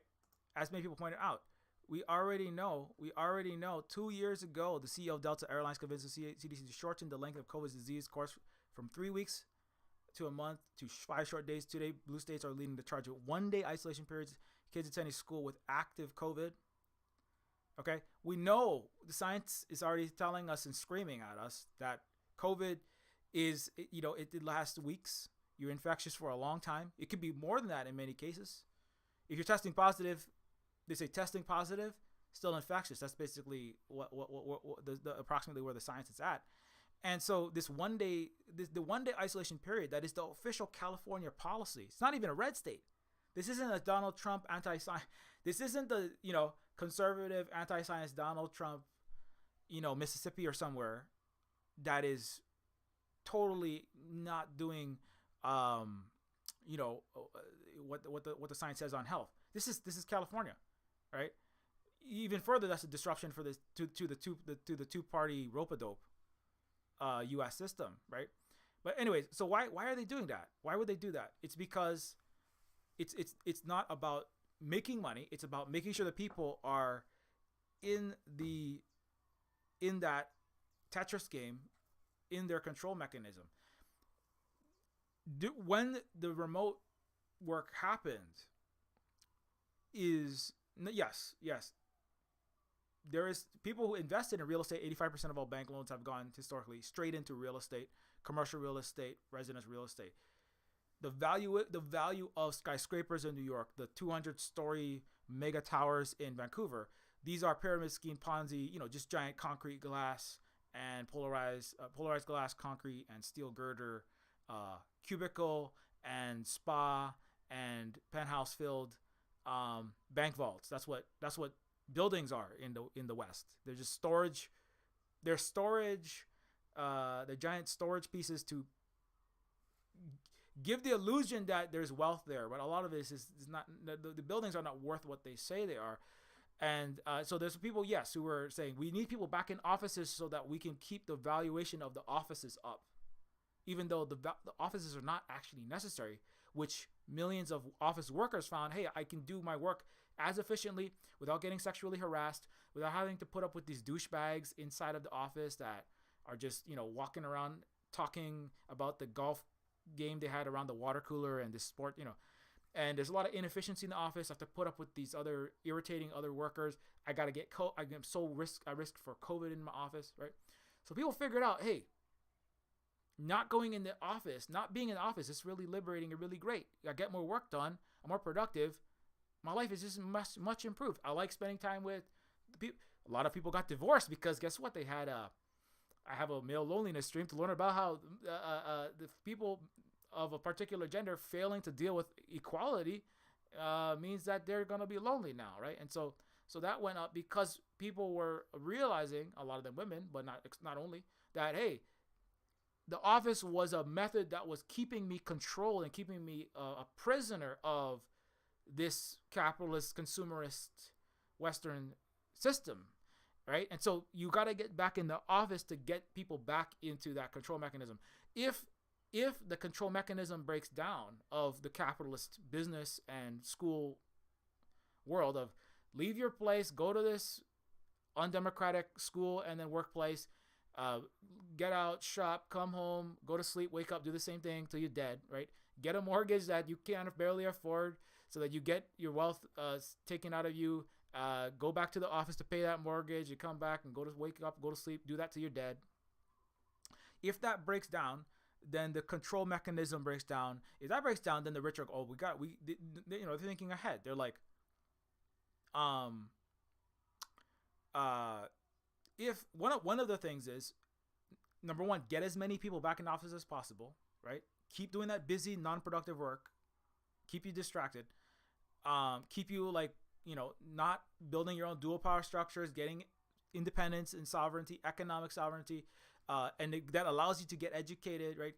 Don't allow your kids to go to Silver Spoon University, which is 1,000 hours of all the content I've ever produced from an anti-capitalist, indigenous, left, anti-imperial perspective, economics, history, and politics. Don't give them that. Make sure the kids keep showing up to a K-12 conditioning facility called public, private, and charter schools. By the way, if you become a Patreon, you can get access to the Silver Spoon University, which is educational, holistic videos combining economics, history, politics, hard and soft sciences, art, pop culture analysis, and of course from a Silver Spoon Native Hawaiian activist, educator, and science fiction writer perspective. But the goal is that get kids what they actually need. A lot of education, like remote work, kids can remotely learn how to do math through Khan Academy. There's a lot of online resources that kids can learn how to do. Long division, fractions, you name it, trigonometry. Not everything, but many things you can learn. And then when things you need to do, you want to play sports, if you want to put on a play, you can do those things, not remotely, right? But the idea that you have to show up to this place and then sit in this rows and learn how to be a cog in a capitalist machine, people are realizing that's not really necessary. It's actually, homeschooling is actually disproportionately, over 50% is non-white people that have known that there's deep problems with the racist capitalist U.S. for a long time, and they choose, black and brown people choose to home educate actually more, by far the majority of people that do that, certainly now. And so if people are, and this is why this is a big reason why normalizing that COVID is minimal, COVID is mild, minimizing COVID, saying COVID didn't exist. That's the conservative one. The liberal one is, it's not that bad. Just get a shot and then go back to life as normal, which is not sufficient, not even close. It slightly reduces, but doesn't stop this mass disabling, mass killing virus that will eventually disable you. And so, but that's not. It's about maintaining the control mechanism. And if that doesn't work, the goal is the rich, who, as I said, the rich, Hollywood, they don't let any filming happen unless every single person on that set is masked when they're not actually shooting. They're tested all the time. They have UV light in a lot of places. They take it very seriously because it disrupts production, and rich people don't want that investment disrupted. Rich, like I said, they have all the best vaccines. They have access to Paxlovid, which you might not if you don't have a lot of money. When you get disabled, when you keep getting COVID, you will not have, in many cases, the money that you currently have. Because you don't have the money, you won't have access to the treatments that you would want to have. If you get the treatments, healthcare is going to cost you so much, you're going to be bankrupted. So getting sick disempowers you as a 99%er, as the common average person, right? The rich want you to get as sick as possible because of this, because they know that the system is falling apart. They want you, and then if you are physically unhealthy, how are you going to show up to a protest if you can barely get out of bed? How are you going to show up to Palestine protest? How are you going to show up for your strike? How are you going to show up against the climate change if you can't move because you're so sick, or you're just so disabled right now that you can't, for whatever physical and mental reasons? What if your Alzheimer's, early onset dementia, because your brain has been scrambled eggs from all the COVID, you can't even remember when the protest is. You can't write a video essay to spread the word about problems around the world. You can't remember the education you got from your book club, your leftist book club, because your brain is so scrambled, right? You're disempowered mentally. You're disempowered, right? Economically, you're disempowered because all your money has gone to the private healthcare system to pay for the Paxlovid that didn't work enough, right? So you're economically, your self-determination has been destroyed. Is no way to think about that, right? Think about Yemen. Your ability to self-determine is negated because now, even if you're not dead, your existence is in your hospital bed, in your you're at home with your significant other that isn't sick yet, or you're institutionalized. Your existence is dependent upon the state and the rich who have the resources, all the resources, to provide you specifically with the life support to keep you alive, to provide you with, if to the extent that they feel like it. Okay, so do you see how like mass horrific pandemic illness and taking away your health is not rapidly, very important, right? Also, the AI is a threat. AI is mass. I didn't talk about it enough, but just to bring it up briefly, millions of people are being laid off. Right, this past week there were like in the game industry, I know there's like thousands and thousands of people laid off. Whether that's Riot Games, the Blizzard, etc. Tech companies, Discord, Facebook, they're laying off.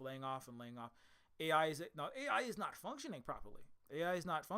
It's hallucinating. It's making up court cases that don't exist for airline lawsuits. It is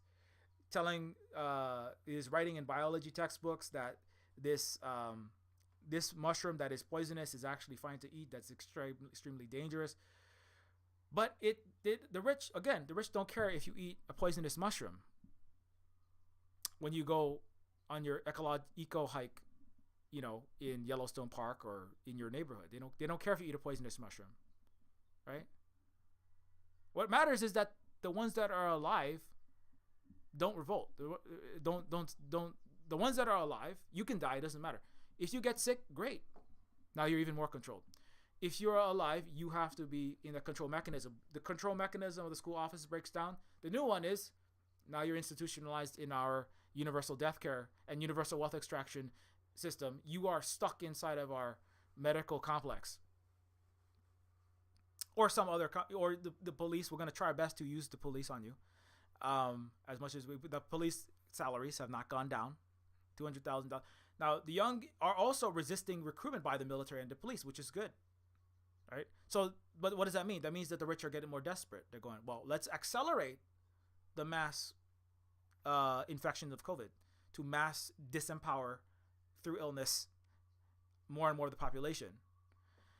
Let's threaten people with AI to scare them into coming back to work. Oh, AI could take your job. Now, ultimately, And they can replace a lot of these jobs with AI, not long term because the AI is not good enough to replace many of these jobs, but not good enough, shabby, not good enough. The rich don't care. Rich don't care about producing good movies. Really, they don't. If they did, they wouldn't keep funding, uninventive sequels for a lot of the 90s and the 90s. And now it's just like let's have the AI pump out the next, stable diffusion generated, secret invasion knockoff. That's what a lot of it, what they want to do. That's certainly what they want to do. That's what Hollywood wanted to do. And then they had too many actors strike and say, no, we won't be, we're going to have no actors and no writers. And then what are you going to do? And the rich are going, well, if our movies are so bad, because AI is terrible. It's actually really terrible. It sucks. If it's so bad and we can't keep people showing up to move, if we can't people going to the theater, watching the shows, if the circus is part of our bread and circuses collapse of the new Roman Empire, if the circuses get too boring because the AI sucks so much, that's bad. So we better give the writers and artists and the movie makers and the game makers enough money to at least keep doing this for a little bit, because we can't have two boring circuses too fast. Once everyone is disabled and dead, then we can have boring circuses, because there won't need to control anyone anymore. But people need to keep watching Netflix while they're trying to recuperate so they can show up to the office and get COVID again and then work the third job, right, until they get disabled, and then they run out of family members and GoFundMe's to pay for them. Right? I mean, imagine you're a rich person. Imagine you're seeing mass protests. Imagine you're seeing the White House almost like having the PALESTINE people coming in. Imagine you're seeing like people just not showing up to work. What would you do? Right? You don't care about making money. Right? You don't care about making good movies. Right? Not too good. Right? That doesn't matter. You've never cared. You've never cared about that. Right? The line can go up and line can go down as long as the people stay in line. So getting sick and getting dead is the game plan. These people don't have a conscience. You know this. If they did, right, they wouldn't be making so many billions of dollars while there's all these homeless everywhere and then supporting all of the horrible war crimes they are in the Middle East. And everywhere else. They have no conscience. Right? Wall Street is a sociopath, Mortal Kombat. Whoever is the most despicable wins. So, so that's so controlled thinning is about removing as many of the population. And one final point before we end. If it was a Resident Evil T virus, that is actually not conducive to thinning. If everybody knows, right? Like let's say like COVID was like the T virus that instantly turned you into a zombie and you just chasing around people trying to chew their brains out of their skulls. Everyone would immediately go into full lockdown voluntarily and then get a shotgun and be like, I'm not leaving until this virus is gone. If COVID was like airborne Ebola and you died instantly in 2 days or 5 days at a 60% kill rate, everyone would mask, everyone would vaccinate and take it really seriously. Because they'd be like, oh my God, if people were seeing someone get sick and then die 2 days later, people would be like, oh my God, I don't want to die. Like the frog in the pate, the frog jumps out of the boiling water, right? But what if you're slow cooked, right? Because people are not dying immediately, people can go out. Now, if I was, I'm not saying that this is what's happening at Fort Detrick or one of the 57 U.S. owned Ukrainian biolabs where they design viruses to target specifically Russian and Chinese DNA and then engineer them so that carrier pigeons who migrate back into Russia and China take them to try to kill off people based upon their genetic registry. I'm not saying that that's not where COVID came from, but imagine you're a rich person. You don't want a virus that instantly kills people or does a zombie apocalypse. What you want is a slow zombification apocalypse so that people get infected, don't realize it. Some people die, but they don't, it's not like once you get COVID, you die for most people. You get sick, you get a little cold. Oh, it could be even a bad flu. But it's a flu. It's just a little flu. People think that's what you would want, right? Because if people find out after everyone's dying that you did engineer the virus, or just only 10% of people die, and then people change the normal from going to the office going to the going to their brainwashing hamster wheel of the school and the office, and then they're remote working, they're masking, they're vaccinating because you die after 2 days, right? You're in a new normal. If people transition from the old hierarchical normal into the new, more liberated normal, right? Successfully, completely, right? You've wasted the opportunity to transition from the end of the capitalist, feudalist paradigm, right? Of the last 100 years, right? Showing up to the office, or the last 80 years of American primacy, showing up to the office, working. You don't get the transition from that to, I don't know, whatever, liquidation of the earth, the Great Reset, or whatever you want, right? If people figure out, holy crap, I could be out of my office and liberated, and they're not all sick, right? They're taking they're wearing masks and they're vaccinated, they're social distance, the air is filtered, right? Because it's a really serious virus. Then the people go, why am I still working for this super rich dickhead with billions of dollars? I'm physically still healthy. I'm really pissed off. I have more economic power. I'm not trained and conditioned to be a yes man for a boss in my cubicle, in my rat race cubicle.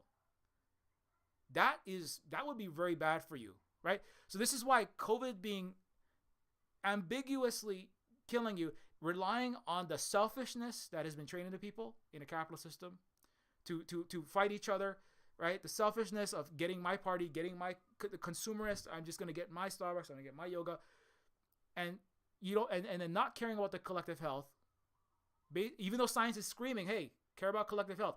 Well, I don't see people dying dead, dropping dead immediately, so I'm going to ignore that and prioritize my concert, my unmasked concert, my unmasked office work. I'm going to prioritize, or my unmasked day, I'm going to prioritize my unmasked restaurant outing because, well, I mean, it's like, nobody's immediately, everyone else seems to be a selfish asshole that's getting everyone sick, ignoring science. The mainstream media is helping us, but some people say, well, the government, I was tricked by the government into not masking after this week of 2 million people dropping, getting COVID, and many people dropping dead all over the place, right? And even Bernie Sanders is like, oops, yeah, long COVID is real. It's like immune system's being destroyed. Your T cell counts are down. It causes like the equivalent of cancer or a major heart disease. And you have Congress people this week wearing masks, even though they said mission accomplished, right, in July. Pandemic over, Biden declared. Not a Republican, it's a Democrat. So this is across the board, all spectrum, full spectrum minimalization denialism. But people also participated in this. Even before that, people had already many stopped masking and taking precautions, listening to the actual science, right? And so the rich's goal is not to kill everyone instantaneously. It's to weaponize the selfishness, the small-heartedness, and that consumerist, spoiled kind of groupthink, and fear of standing out. Oh, if I wear a mask at the office, people won't talk to me, right? Weaponize people, which is this is part of this unfreedom, going along with the herd mentality, not being courageous, not being free thinking, not being rational, not being evidence based, being everything but that, but claiming to be a free Western rational thinker. And that's why I'm not wearing my mask or whatever you happen to be doing, or not talking about it because I don't want to disrupt my family get together, right? And so then all of that together, so the rich are weaponizing a slightly contagious virus to slow motion zombify the population, using their own entrenched selfishness, capitalist consumerism against them or against us, right? It's a very, very good plan. If I couldn't, I'm not saying that that was the plan. I'm just saying like that if you wanted to get rid of people without people going, oh my God, you made this, you're trying to kill us this whole time, because now the rich can say, well, hey, you did it to yourself, it's not you did it to you. Yeah, we might have encouraged you to go to work, but you chose to go unmasked. The science was out there. It's your fault, right? So now you can see. So then, for a lot of people, that's the rage when people see a mask, because they know that they kind of know that they're participating in it, and that diffuses the rage and the resentment and the resistance that can and should be going towards the people that are hurting all of us, right? So that lessens the total, and if that doesn't do enough, a combination of the complicity of many of the masses, the disempowerment by eroding your health and your mental and physical health to keep taking any action whatsoever, eroding your total store of wealth that is part of what you will need to go on a strike or do any kind of protest, right? Altogether, that is how you could in a more control. I'm not saying it's control. They're not very good at controlling things. Things are very chaotic. But if you wanted to slowly whittle away and erode the masses and their ability, even if you not just kill them, but I mean erode their ability to resist you, and create a new normal where you are institutionalized permanently, or unable to resist whatever AI robot cops they want to roll out to keep you in line. I don't know exactly what. That's the way to do it, you know? And so, long story short, wear a mask, stop working for horrible, undemocratic, capitalist corporations, you know, non-democratic governments like the Western governments, non-profits that are for-profits spelled differently with tax-deductible money laundering write-offs that are really good for buying off politicians by funneling money through them. Ask me how I know, because I used to work for one. I didn't do money funneling. I just know that they did it through nonprofits. But build your own empowerment. I mean, grow food. Figure out how to increase your own non-capitalist controlled, ideally BIPOC and indigenous and black resistance led struggles against these systems, because a lot of us are in communities and from places and cultures that have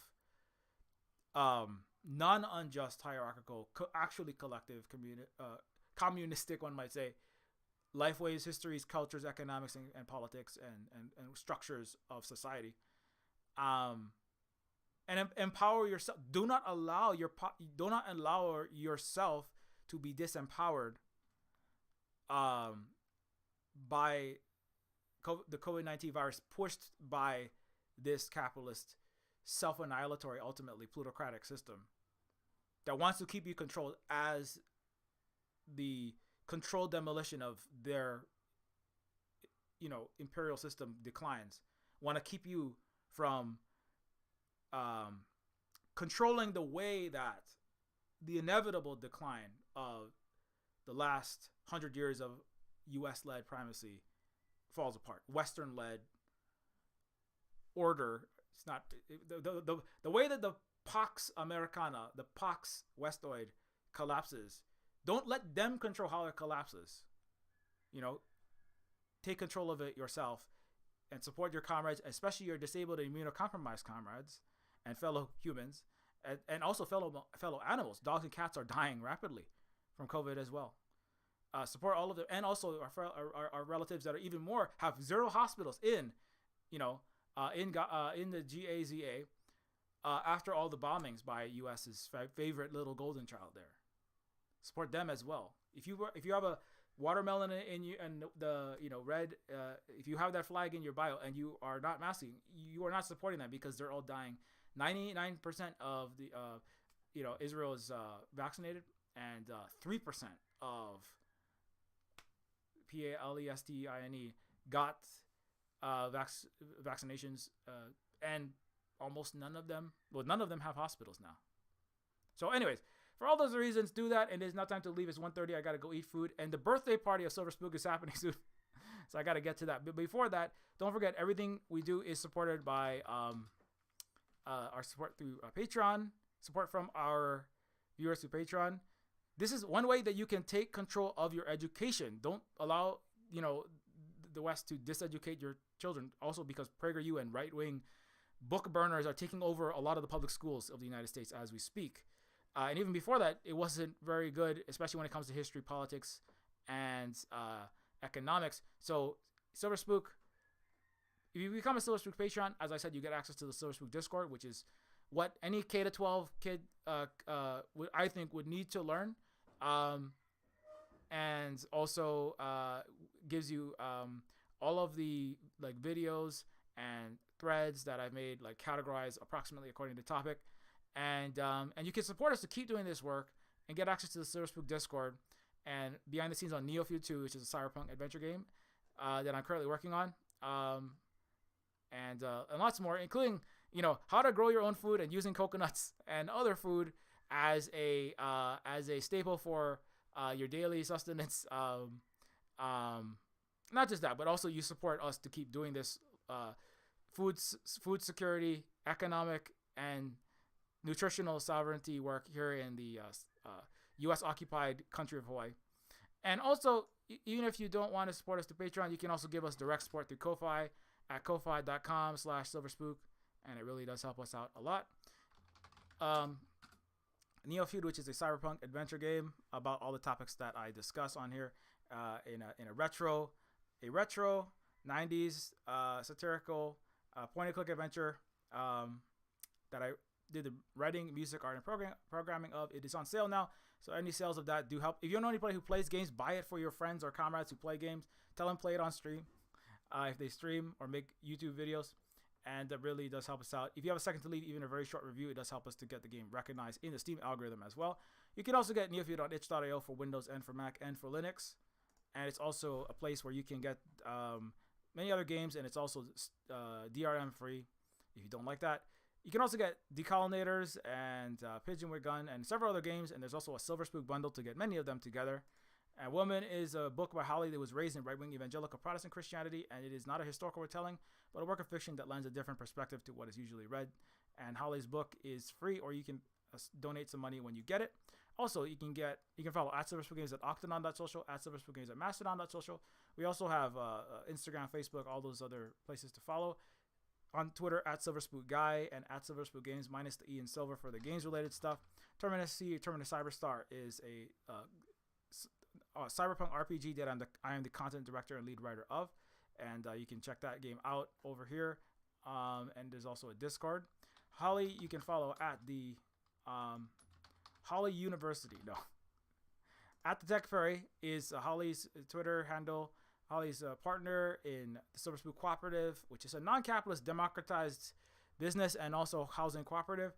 And it is also no landlords and no bosses here. And also, Holly is a writer and many hat wearer for the Kate Nix music and variety show. And Holly is, of course, a parent and 2 Native Hawaiian children here with myself, an educator, writer, and sapphic queer person. And Holly also is a masking, as we said, and doing all of these very important work, sharing important information. So don't forget to follow Holly as well. And thank you very much to all of our amazing Patreon patrons. Without your support, it makes it very difficult for us to keep doing this work. So thank you so much again from the bottom of our hearts. Thank you very much, patrons. And we will be back soon for the Silverspook birthday celebration, which will be on Twitch and around 5 Pacific time. Is it 5 Pacific time or 4? Shoot, 4. We're going to be a little bit earlier than usual. Anyways, keep your mirror shades polished. Be excellent to each other. Please mask. Don't allow yourself to be population thinned and your body and mind eroded. And we will